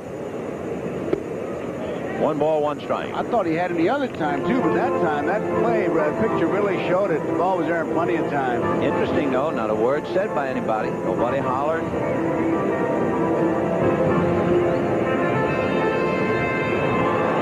To Sal Butera. It's 1-0 Montreal, bottom of the 5th. They're in the 5th inning at Pittsburgh. The Mets are leading 2-0. It's going to get picked off on default. Yeah, he's going over there. 1-1.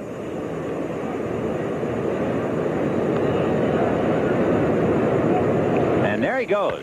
And there goes the ball, foul down the line and in the bullpen. Andujar's release at the plate could be a little bit quicker, but then you're afraid it would take away from his effectiveness as a pitcher. But his throw to first base is a good move. But he's kind of got like a little hitch as he delivers the ball, and that gives the base runner a little bit of a break. But you can't get that big a lead. Although Webster has himself a pretty good lead, and I wouldn't be surprised if Andujar tried to get him again. 1-2 with the runner going to check swing foul. You know, I got an interesting note. Now, just looking at the book, Andujar has 3 strikeouts. And in the 4th inning, they hit him very hard. 2 ground balls, and Terry Pendleton stayed with both of them. Then Francona singled to right, and Wallach hit it right on the screws, but right at Andy Van Slyke. So they're hitting the ball pretty hard, and in his last 4 starts, Andujar had only 8 strikeouts in 4 starts. Big lead. We'll watch him. He goes. Foul back.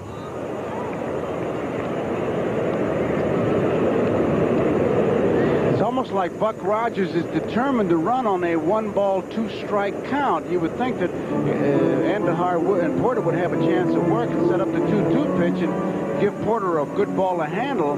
But Rogers is running him. He ran him 3 times on a 1-ball, 2-strike count. And remember, too, that they stole second twice in the 2nd inning. So they're running. Kind of a funny sign Porter gave, the little finger. I don't know what that would mean. There he goes. Foul tipped and held. A throw is right there to get him. It seemed to fade right into the runner. It sunk right into him. He threw a sinker 3/4, and he threw it to the first base side of the bag, and it went right into the runner. It's sinking as it's getting there. Look, that's what I call real coolness. Look at her blowing a bubble while he's making the tag. Catch the ball and drop the glove. He's coming back from a sprained left wrist. See that white tape on the arm? He sprained his wrist making a tag. So it's a double play, and it goes 2-4 from Darrell Porter to Tommy Herr. Not to question running so much. He had to dive back 5 times. He fouled off 3 pitches. He may have been a little bit out of gas. High fly ball, and it'll be caught by Willie McGee. So the Expos tiptoe out of the 5th inning, and at the end of 5, Montreal 1 and the Cardinals nothing. Now here's another edition of Baseball Remembered.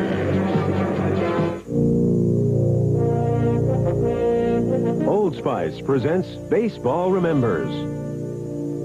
Ernie Banks remembers how he became a prolific home run hitter. I didn't have any idea that I had any power, neither did the management of the Cubs. And it was more or less a surprise to me, and seemed like every time I hit a home run, I wonder how in the world it happened. And then when I got to 500, my kids used to say to me, well, you got one more to get past 500. And I never was conscious of it. I never thought that I was a power hitter. When people say, well, you hit 512 home runs, it was kind of like, that wasn't me that did that. It was somebody else. It really helped my career. I guess if I thought about hitting home runs and being a power hitter, I probably would have wound up with a lot less. Toronto trying to shut down the Yankees. Toronto leading Milwaukee 6-1 in the 8th inning, while Baltimore leading the Yankees 5-4, and the number would then be 3 if Toronto wins and the Yankee loses. Tell you, when the number gets under 5, you can hear the hammer hitting the nails on the coffin. Andujar had quite a conversation with Darrell Porter on the pickoff moves. And they're going to go maybe talk some more. They'll have to use Tommy Herr as an intermediary. Duck behind his back. Red Schoendienst in the foreground. Oh, Redhead never changed. He looks like a Huck Finn, doesn't he? Yeah.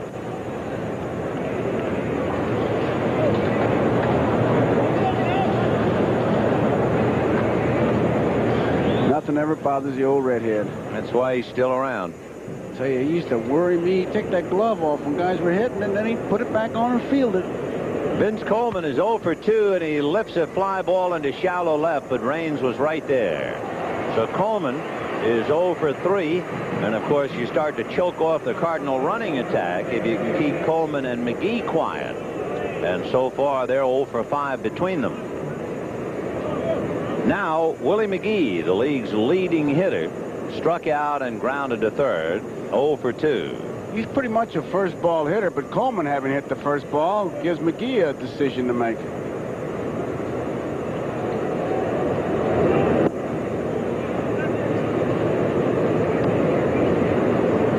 One ball and no strikes. We get a report for you from Pittsburgh. In the bottom of the 5th inning, Sammy Khalifa flied to left.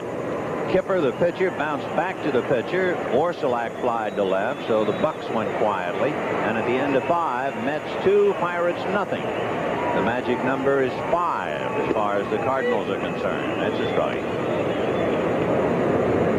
2-1.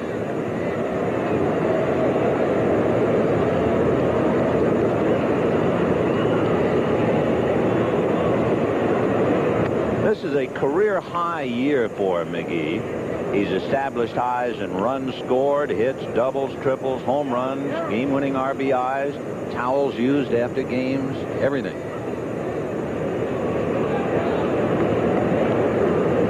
Keith Hernandez was the last man to do that, 200 hits.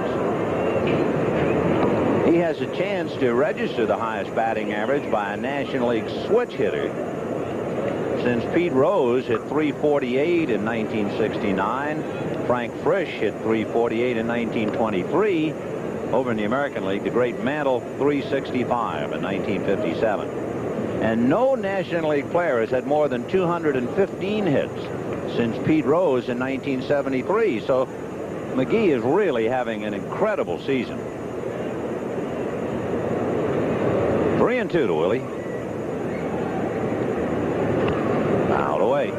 He's such a wonderful young guy, shy, answers all your questions, but it's almost like I'd rather be talking about somebody else. A real delight to be around.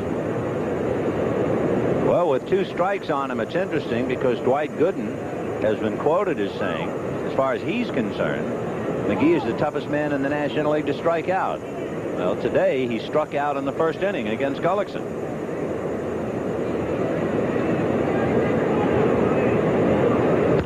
High fly ball, and they are just fly balls. It's a graveyard of dreams out there in center field. You can hit the ball up today. Well, we just gave you what was going on in Pittsburgh. Let's get some more from Len Berman. All right, Vin, you mentioned the outs. Here's what happened in between. A foul pop-up. Ray Knight and Rafael Santana for the Mets collide. Santana goes down hard, is slow getting up, but both stayed in the game and played on. It's still 2-0 Mets in the 6th. Back to Montreal. Where was a pitcher to direct traffic, huh? As the shortstop and third baseman collide. Here's Tommy Herr. He walked and singled. Tommy 1 for 1.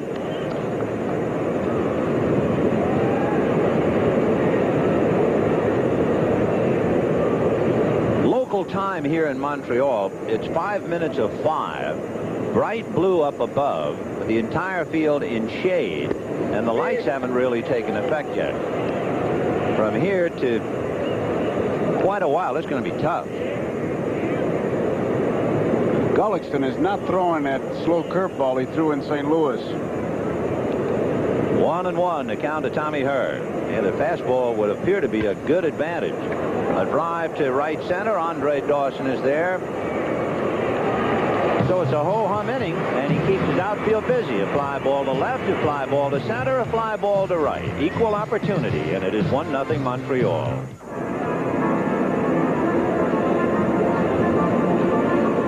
Next week's game of the week, the race for the pennant. And we tell you to check local listings. We are going to check our own local listing. We're not sure where we're going to be. And you look at the schedule, it could come down to California at Texas. Maybe we'd be there. Kansas City, meanwhile, will be at home with Oakland, so maybe we'd be there. Or if the Reds stay alive, they'll be in Los Angeles. Maybe we'll be there. So we'll check local listings along with you. Look at that. There's another one of those box jobs. The pitch for a strike, and that thing came out of the mid of Darrell Porter and ran all the way over as if he had a spring in there. And the bench jockeys are saying, box me up a crate of those. I'd like to take them home. Gee. Using those boxing gloves.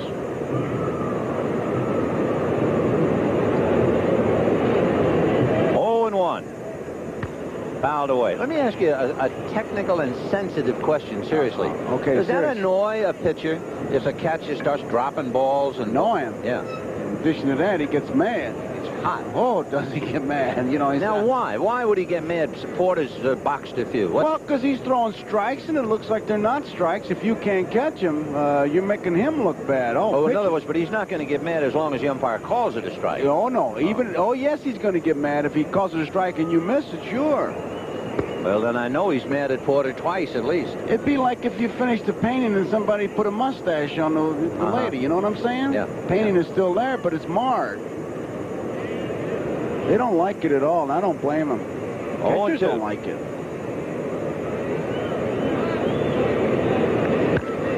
Hit down the left field line, slicing foul and out of play. Top of the 6th inning at Pittsburgh, the Mets leading 3-0, and Mookie Wilson opened up with a triple.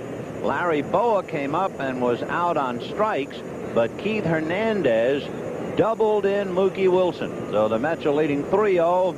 Hernandez at second with 1 out. It's still 1-0 Montreal here in the 6th. And Tim Raines fooled. He didn't quite know what to do at that pitch. Let's take a look at it. He was undecided, and he just kind of hoped he would foul it off, but it was past him. He swings very late. You can see the ball's by him, and he just wanted to foul it off, but it was too late. Andujar picks up his 4th strikeout, so that's a big improvement for him. He had 4 and now picks up number 5. As we said, he had 8 strikeouts in his last 4 starts. Not to really take that much away from Andujar as he battles Vance Law, but it should be pointed out that he has certainly been given a lot of runs to work with this year. And I guess it works from year to year. But his 21 victories, the Cardinals have averaged almost 7 runs a game for him. I mean, he's won a game 11-10. He won 2 games where the Cardinals scored 14 runs. Fly ball into left center and deep. McGee and Coleman, and it is McGee. Let's take a picture and go to Len Berman and see what develops. Well, Vin, the top of the 6th in Pittsburgh, as you mentioned, Keith Hernandez with the double down the left field line, and Mookie Wilson, who had tripled scores. So it's 3-0 Mets, and that's all for Pirate pitcher Bob Kipper. A pitching change here in the 6th inning. All right, Vin and Joe. All right, Len, with 2 out, thanks to that long run by Willie McGee, Andre Dawson comes up with the bases empty. Breaking ball and another drive into left center, only they don't have to run this time. Gone.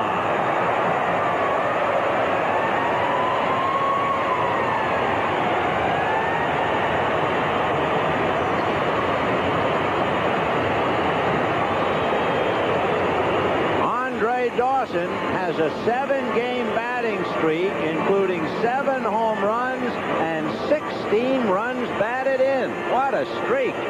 And there was no doubt about that one. First pitch, and he just spreads it out. Look at that front foot. He's hitting against that front foot, and he drives it hard. He knows it. Porter knows the awful sound, and it's 2-0 Montreal. Now, Whitey Herzog, hurt by a man who has hurt a lot of people. I'll tell you what he did to Jim Fry and the Cubs. Andre Dawson had 6 RBIs in 1 inning last week, tying a major league record. And just to finish the story on Andre, his 22nd home run, his 86th RBI. One-man gang. 2-0. Interesting when he plants that front foot. We saw it on the replay how that toe kind of goes out towards the pitcher's mound.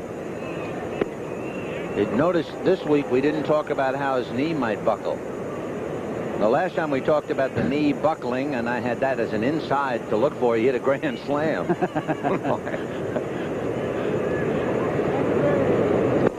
Ball 1. That injured knee, which has plagued Dawson throughout his career, originally occurred when he was playing football at Southwest Miami High School, and it has stayed with him. He's only 31, but he's had the knee drained a couple of times, and it's the only question mark. He has all the ability in the world. That'll do it for Hubie. Looked like he might have gone after a bad ball, but at the end of 6, it's 2-0 Montreal. And we will be right back after these messages from your local station. Darrell Porter followed by Andy Van Slyke and then Terry Pendleton, and Joaquin Andujar is down 2-0. You know, since he won his 20th victory, his earned run average in 6 starts is 6.5. And here he is pitching well today, and he's losing 2-0. Darrell Porter has grounded out and flied to right. He was a little embarrassed in the 2nd inning when the Cardinals saw Montreal steal 2 bases that led to a run. At worst, 2-1 ball game. That's right. That fly ball by Mike Jorgensen should have picked up Andy Van Slyke from 3rd, but Van Slyke had been picked off. 3-1 the count. To give Mr. Gullickson a lot of credit, he is pitching a real tough ball game. He looks like a totally different pitcher than the one who pitched in St. Louis last Right. week. Ground, in fact, that's deep to right. And Dawson going to the wall at the track makes it.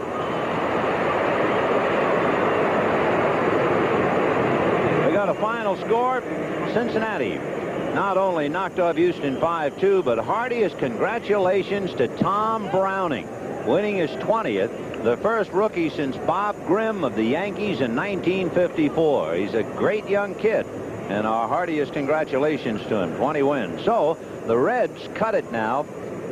It is 5, and it will either go to 4.5 or back to 5.5, depending upon what the Giants do with the Dodgers.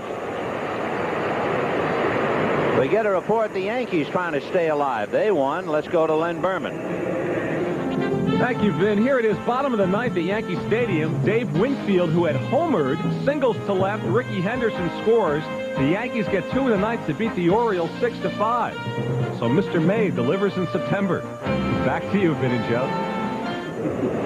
I'll take the perm right out of Earl's hair. Mr. May delivers in September. Good one, Len.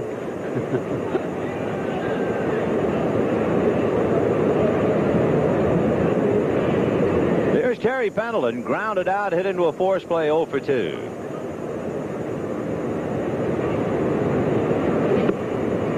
In fact, didn't George Steinbrenner, he didn't apologize, but he was quoted as saying that was a mistake. Yes. He shouldn't have said it.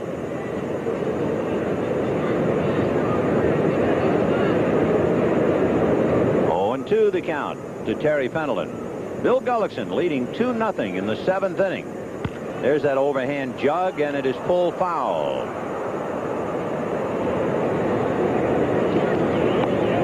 Francona at first base really gave it a good try. He wasn't going to take it for granted, nor was he going to wait for the umpire's decision. He was going to try to make the play and then see what happens. He did get a piece of it, I think. Nope, went over his glove, but he gave it a good try. John Kibler right on top of the play. Well, John's been around over 20 years now. Oh, yeah, what a lovely man. 0-2 to Terry. The Cardinals, there's John Kibler. Smiling John. Wonder what his pension plan is now for umpires. 20 years or so. No. Al Barlick, I think, was $16,000. He umpired over 30 years. That's all. That's all. It's not right. I bet you Kibler's is not more than 20, 25,000.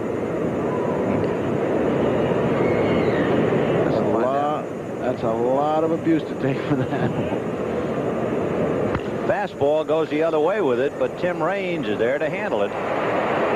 So again, equal opportunity. A fly ball to right, a fly ball to center, fly ball to left. And here's another edition of the 7th inning stretch. Gatorade Thirst Quencher presents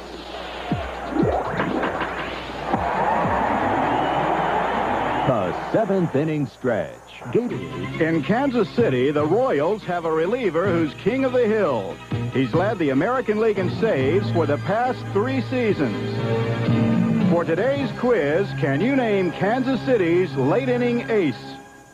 Dan Quisenberry of the Royals set a major league record in 1983 with 45 saves. Proof enough that the quiz is a tough problem for any hitter to solve. Notching 44 saves last year, the Kansas City Sidewinder figured in 60% of Royals victories. In fact, the quiz compiled 150 saves quicker than anyone in big league history. And that makes Dan Quisenberry one of baseball's hottest firemen. Toronto 6, Milwaukee 1. Despite the fact the Yankees beat Baltimore 6-5, they lose some ground because the so-called magic number now is 4. And in the words of that wonderful song, the days dwindle down to a precious few. Yes, that was a wonderful song. Wasn't that a wonderful song? What about when you caught the songs that they would sing? Oh, I used to hate it when you do what Porter did, and Murtaugh and Shens were the best. They'd holler, boing, boing. Well, we'll watch Darrell as he handles that for a strike. 0-1. Terry Francona, followed by Tim Wallach and then Mitch Webster. 2-0 in favor of Montreal. In the 7th, over the mound, but here comes Ozzie. 1 away in the 7th inning. By the way, Andujar is due to bat 3rd when the Cardinals come up in the 8th inning. No one throwing in the bullpen yet, but he's on thin ice, certainly.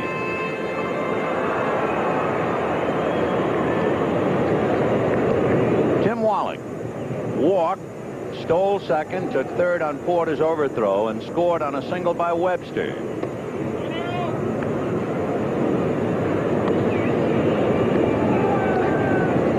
Wallach last time up hit the ball hard and lined out to right. Well, Gullickson has really pitched a gem. He's retired 9 in a row since the single by Tommy Herr that took the bad hop over the glove of Terry Francona. So the Cardinals are up to their hips against a right-hander who's very much on his game. That's in there. There he is, Bill Gullickson, trying to win his 14th.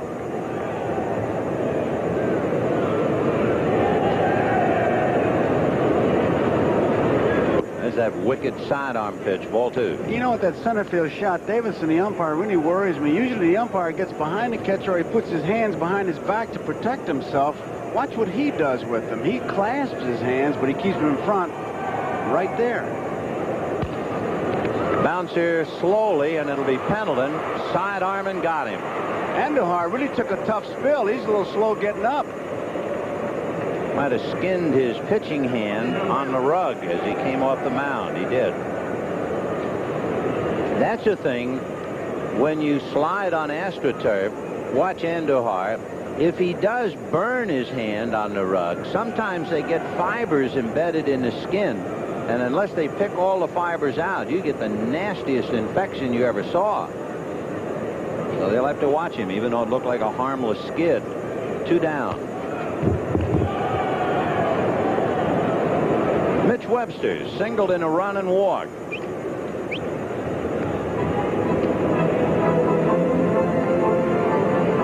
Two out in the 7th. To look ahead, the Cardinals have Mike Jorgensen, Ozzie Smith, and Joaquin Andujar. Cardinals, in case you wonder, have been shut out 13 times this year.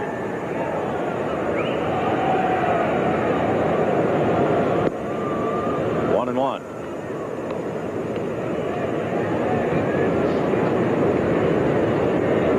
Joaquin, 21-9, 0-1 against Montreal, but 14-5 lifetime. That's his best lifetime against any team in the league. 1-2.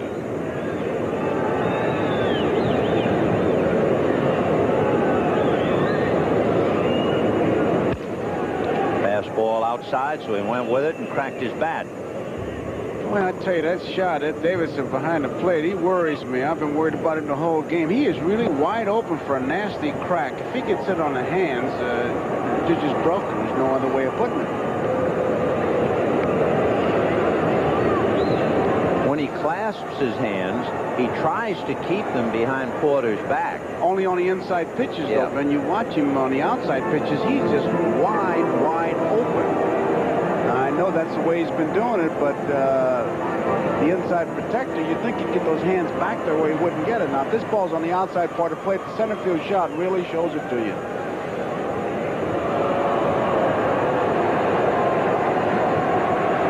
There are the hands.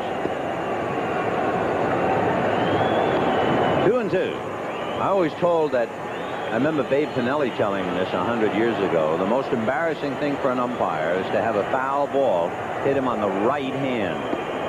The reason being that if it hit him on the right hand, it meant he was calling the pitch before it actually got to the plate and the hand was exposed. Right. 3-2. 2 down, Webster at the plate. 2-0 Montreal in the bottom of the 7th. Oh, look at that. A drive to center, and McGee on his mule. So they're gone in order are the Expos in the 7th. And at the end of 7, 2-0 Montreal with Jorgensen, Smith, and Andujar due up.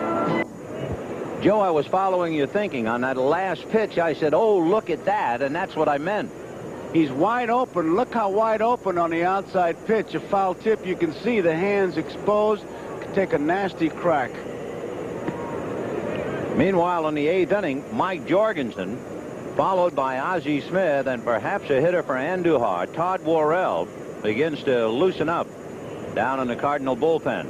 Jeff Reardon, the ace for Montreal, who might have made a difference in the recent series in St. Louis but couldn't pitch because of pulled groin muscle. So Reardon is up.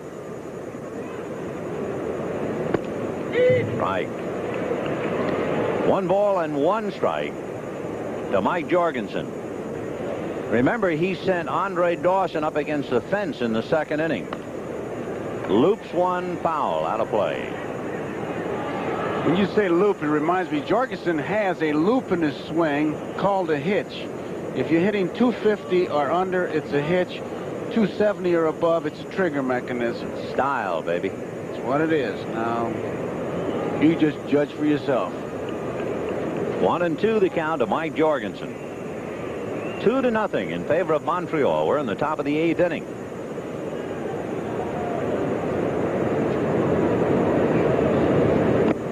Fouled away.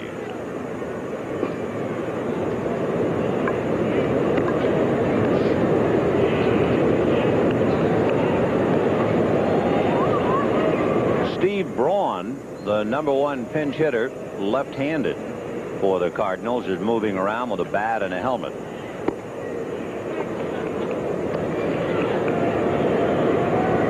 Gullickson has been brilliant. He walked Tommy Herr in the 1st inning.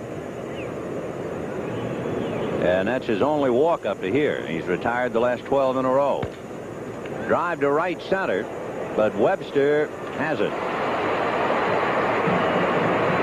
Now, in the 6th inning, remember we said it was an equal opportunity inning. The outs went to left, to center, and to right. In the 7th inning, we said it was an equal opportunity inning because the outs went right, center, and left. And before this inning started, you said he's going to begin with the fly ball to center and then go to left and right. So you're on the track. I'm 1 for 3 here. That's right. Let's see if he keeps going. Well, here's Ozzie Smith. Strike. That's 13 in a row retired by Bill Gullickson.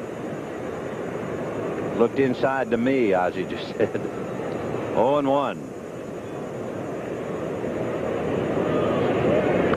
Fouled away. So he has Ozzie 0-2, and Steve Braun is on deck. And of those 10 outs, 8 of them been in the air, which indicates a pretty good fastball, which is quite a bit different than last Saturday when he was throwing that big lollipop curveball. Yeah, he really is different. 4 runs, 5 hits, and 5 innings last Saturday. And today he's really been taking charge. Well, that's a looper to left center for a base hit, and it breaks the string.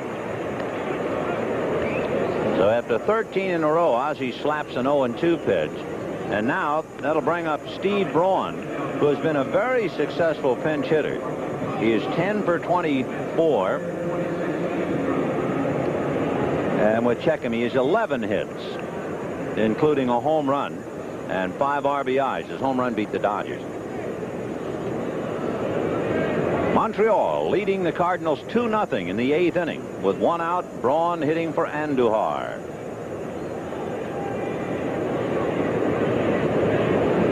In Pittsburgh, R.J. Reynolds struck out. Johnny Ray popped up. Sid Bream doubled and was wild pitched to third. Mike Brown walked, but the catcher, Tony Pena, popped out. So at the end of 6, it continues Mets 3, Pirates nothing.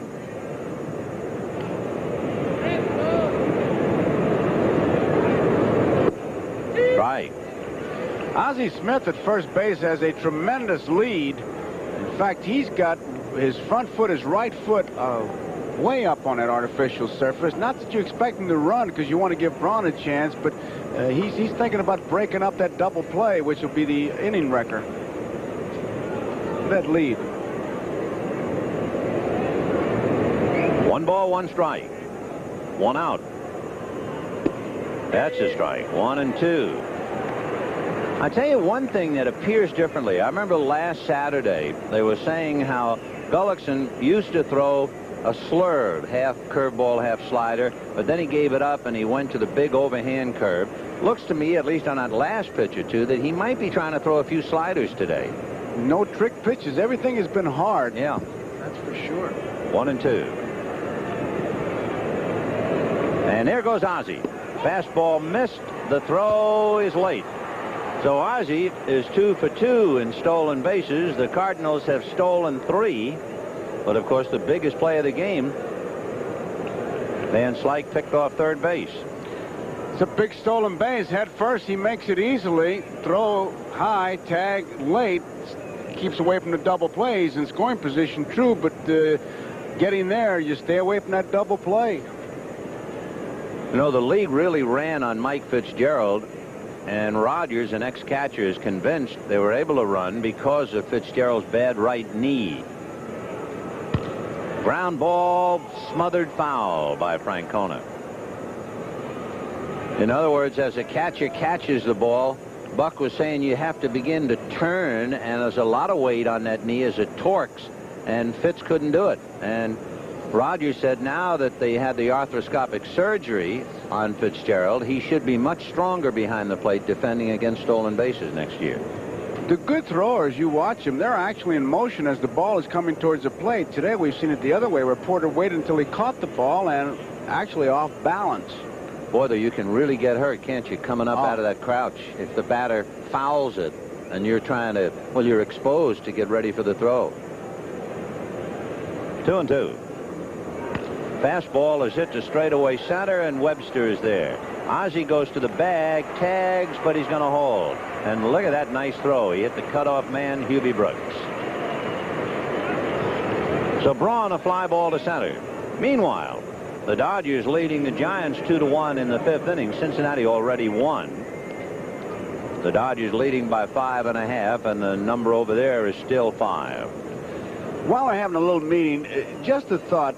Ozzie Smith's move at second base was a good move. He wasn't going to come over, but he made it look so good that Webster had to make a good throw, and you do find out about Webster's arm. It's just a little thing you might learn, but it's better than just jogging off the base as if to say, I'm not going anyhow. Why should I put out the effort? So with 2 down, Vince Coleman at the plate. He's 0 for 3 and slices it to left field, but Raines is there to handle it.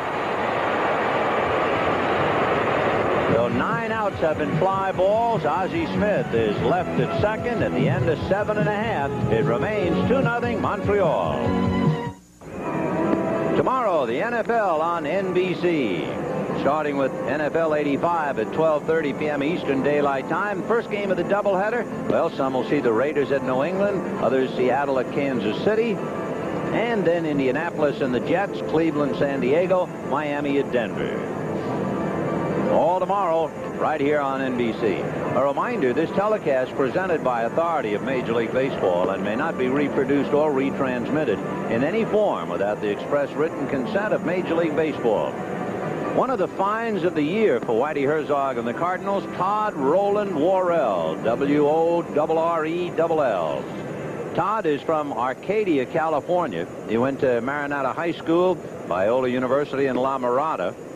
And along the way, he participated in Little League, Pony League, American Legion programs, and he has been the find of the year for the Cardinals. I would rank 3 young, virtually unknown relief pitchers who have come of age this year. The Yankees, Brian Fisher. The Mets, Roger McDowell. And the Cardinals, Todd Worrell. And he'll be pitching to Sal Butera.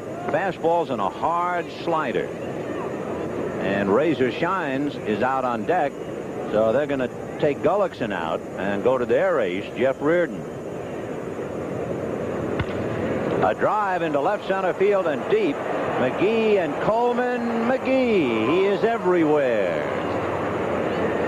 That's what Whitey Herzog talks about. If it stays in the park, he will catch it. And one of the things he does, he makes the play look so easy. That ball was really tattooed. I know guys that would do half gainers and bounce up against the wall. He just catches the ball, stops himself, and says, here's one out.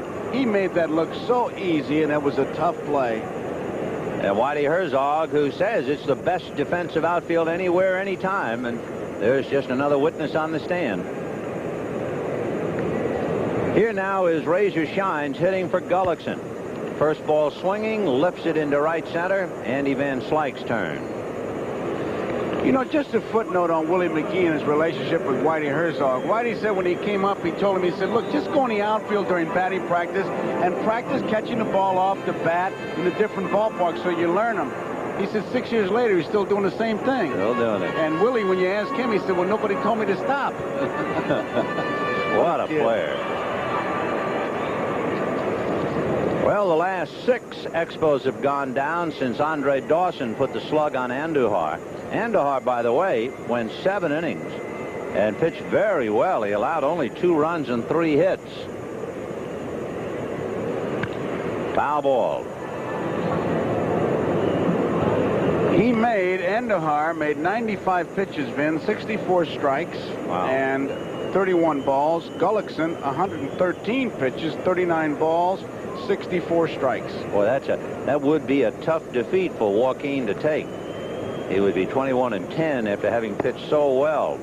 But as we said, coming on the air, the Expos, for whatever reason, they play the Cardinals as tough or tougher than anyone. And here, if Montreal wins today, they will have beaten the Cardinals 6 out of 7 times at Olympic Stadium. Well, that's a lot of times to beat a good ball club. Whew.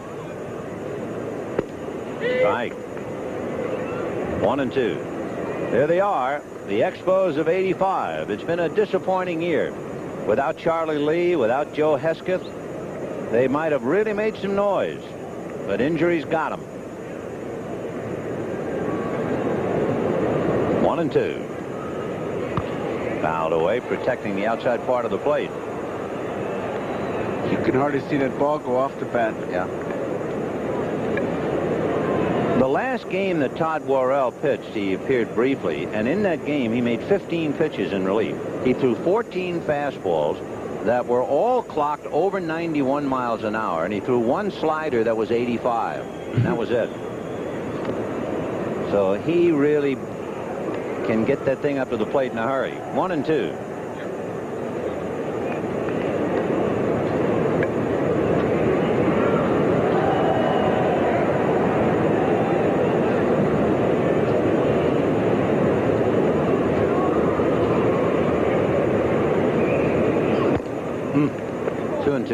Well, he showed him a pretty good fastball. You could hear it way up here hit that mitt. Sound like a shotgun. When you stack lumber at the lumber yard, those boards keep hitting. Todd with his wife Jamie making a trip with him. Nice boy. Breaking ball, and it's a one-hopper pulled inside first and down the line. And Raines is going to let it out. He's going to go for 3. And the relay, it'll be 3.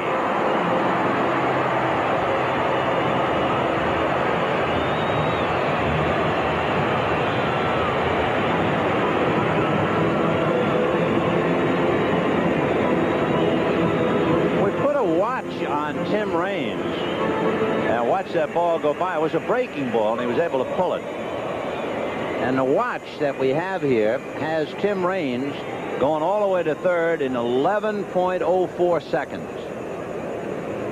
11:04.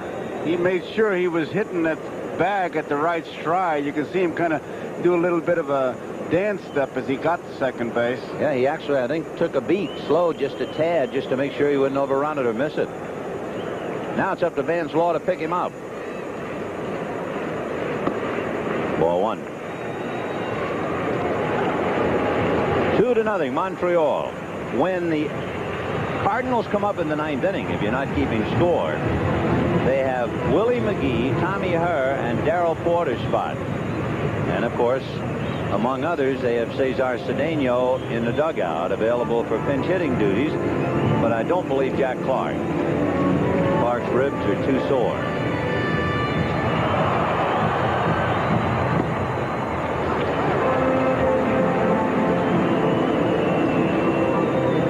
Throwing it and digging himself a hole, because you know who's coming up next is Mr. Dawson.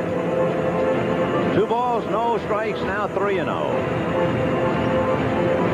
Law struck out twice and fly deep to center today. Right. In the 7th inning, the Pirates didn't do anything, as you see Raines at third. Morrison flied out, Khalifa walked, Allman grounded to first. There was a force play at second. Orsulak grounded out. At the end of 7, Mets 3, Pittsburgh nothing. Uh-oh now. The big guy coming up with runners at first and third. Now you're talking about strength against strength. A good fastball hitter against a fastball pitcher. And Dawson jumped on the first pitch that Andujar threw in the 6th inning and hit a tremendous home run. And you can bet that he's going to be ready to gun another one if he gets his pitch. Andre Dawson, and remember those impressive numbers, a 7-game hitting streak with a double, 7 home runs, 16 runs batted in, and 8 runs scored.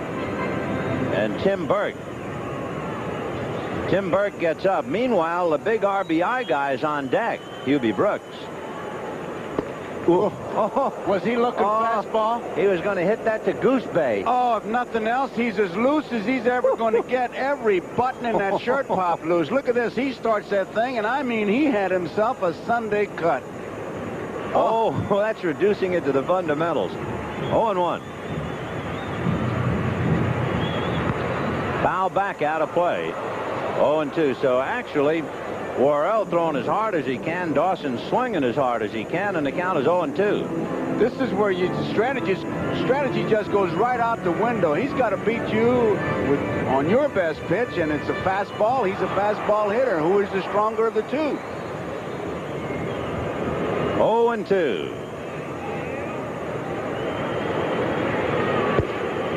All fastball. Remember, the one ball that was drilled was the breaking ball in on Tim Raines.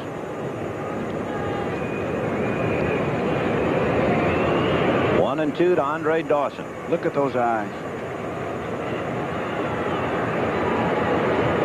Fastball, and it's hit to right field.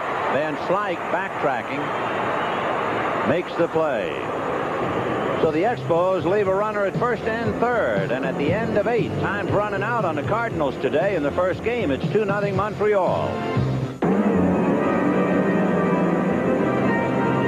9th inning, 2-0 in favor of Montreal, and the Major League Baseball game of the week has been brought to you by light beer from Miller, everything you've always wanted in a beer, and less by Ford, who invite you to drive the new Ford Aerostar. Have you driven a Ford lately? By Moog Cargo Coils, the car springs that smooth the road and carry the load, and by Castrol Motor Oil, engineered for smaller cars. Jeff Reardon, who might have had a tremendous impact on the pennant race had he not been hurt, is now pitching, and McGee, first ball swinging, flies to center, 1 away. If Reardon had not had the severely pulled groin muscle, it would not be unreasonable to say the Expos would have beaten the Cardinals 2 out of 3. But they didn't have him. Now, as you can see, with 36 saves, he's trying to get another. And he has a clause in his contract. The clause is worth $100,000 if he wins the Relief Pitcher of the Year award. For the Cardinals, in a big ballpark, it's a kiss of death. All they've been doing is hitting fly balls. They have had 10 straight outs on fly balls. The last time a ground ball was hit was in the 5th inning, and it was by Andujar. So they're wasting them, just sending flares in the air. Tommy Herr walked, single, flied to right. 2-0. So with the Mets winning in Pittsburgh, Reardon is trying to, an ex-Met, is trying to hold on to a 2-0 lead for Montreal. That could cut the Cardinal lead to 3.5, and then, of course, there's a second game to be played here. It would revert to 4 or 3, depending upon the outcome. Then the Cardinals play the Expos here again tomorrow, and then go home for the confrontation with the Mets. So this is a pretty important game, and especially a frustrating game as you look at Joaquin Andujar and Cesar Cedeno. And that's popped up foul and out of play. Cedeno commiserating with Andujar, who pitched pretty well. But Joaquin, first of all, saw Van Slyke picked off third in the second inning, and that cost him a big run. Montreal got a run in the second. Finally had the home run by Dawson, and that's it. And as well as Andujar pitched, it went down the drain. And seeing Cedeno sit there, you also know Cedeno is not being considered as a pinch hitter with Porter and Van Slyke. Left-hand hitters due up. Now Reardon has one problem. Because he suffered that pulled groin muscle, he has worked once in about 2 weeks. And it's hard to just come in and throw strikes. 3-2.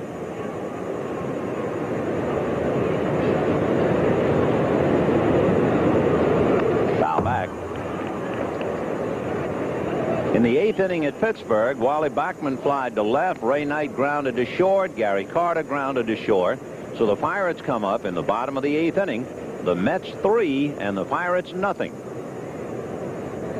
There's Darrell Porter and Andy Van Slyke, left-hand hitters back-to-back.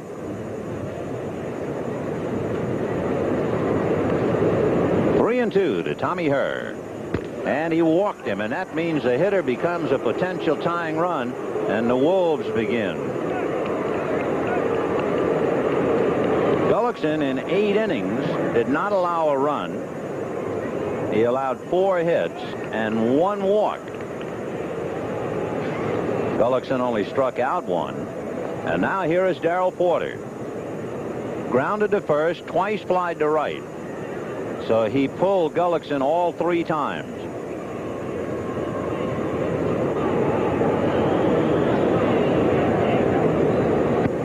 Ball 1.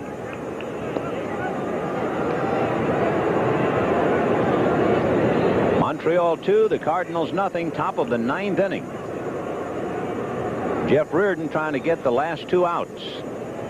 And he can't find the plate. 2-0. They are booing a man with 36 saves. And Buck Rogers chewing and spitting.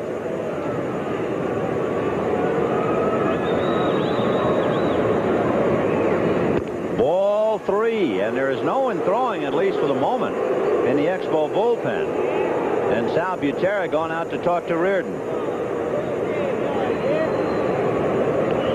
The Cardinals, you remember last week, won 4 in a row that they pulled out in the most exciting manner possible.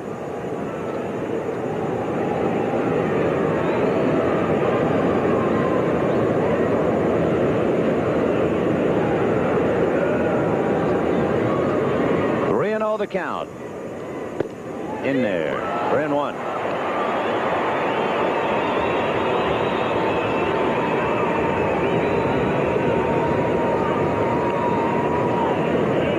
So standing at first, Tommy Herr, and they're not holding him. Francona is busy guarding the line. High fly ball is another tombstone, another grave marker for the Cardinals in this game. 11 fly ball outs.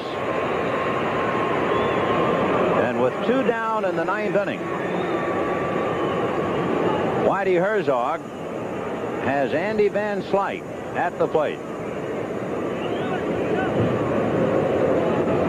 Well, you folks who have been watching the Mets Pirate game, you certainly come at the right time. The Expos leading 2-0, top of the 9th, 2 out. Tommy Herr walked. Jeff Reardon is pitching the 9th inning, trying to nail it down. So a former Met is pitching for Montreal with Tommy Herr at first and the potential tying run, Andy Van Slyke at the plate. Breaking ball missed. Ball 1. Reardon, who did not pitch in St. Louis, and he might very well have aided and abetted the Met cause there. Came in to pitch the ninth for Bill Gullickson, who was magnificent. Went 8 innings, allowed 4 hits and no runs.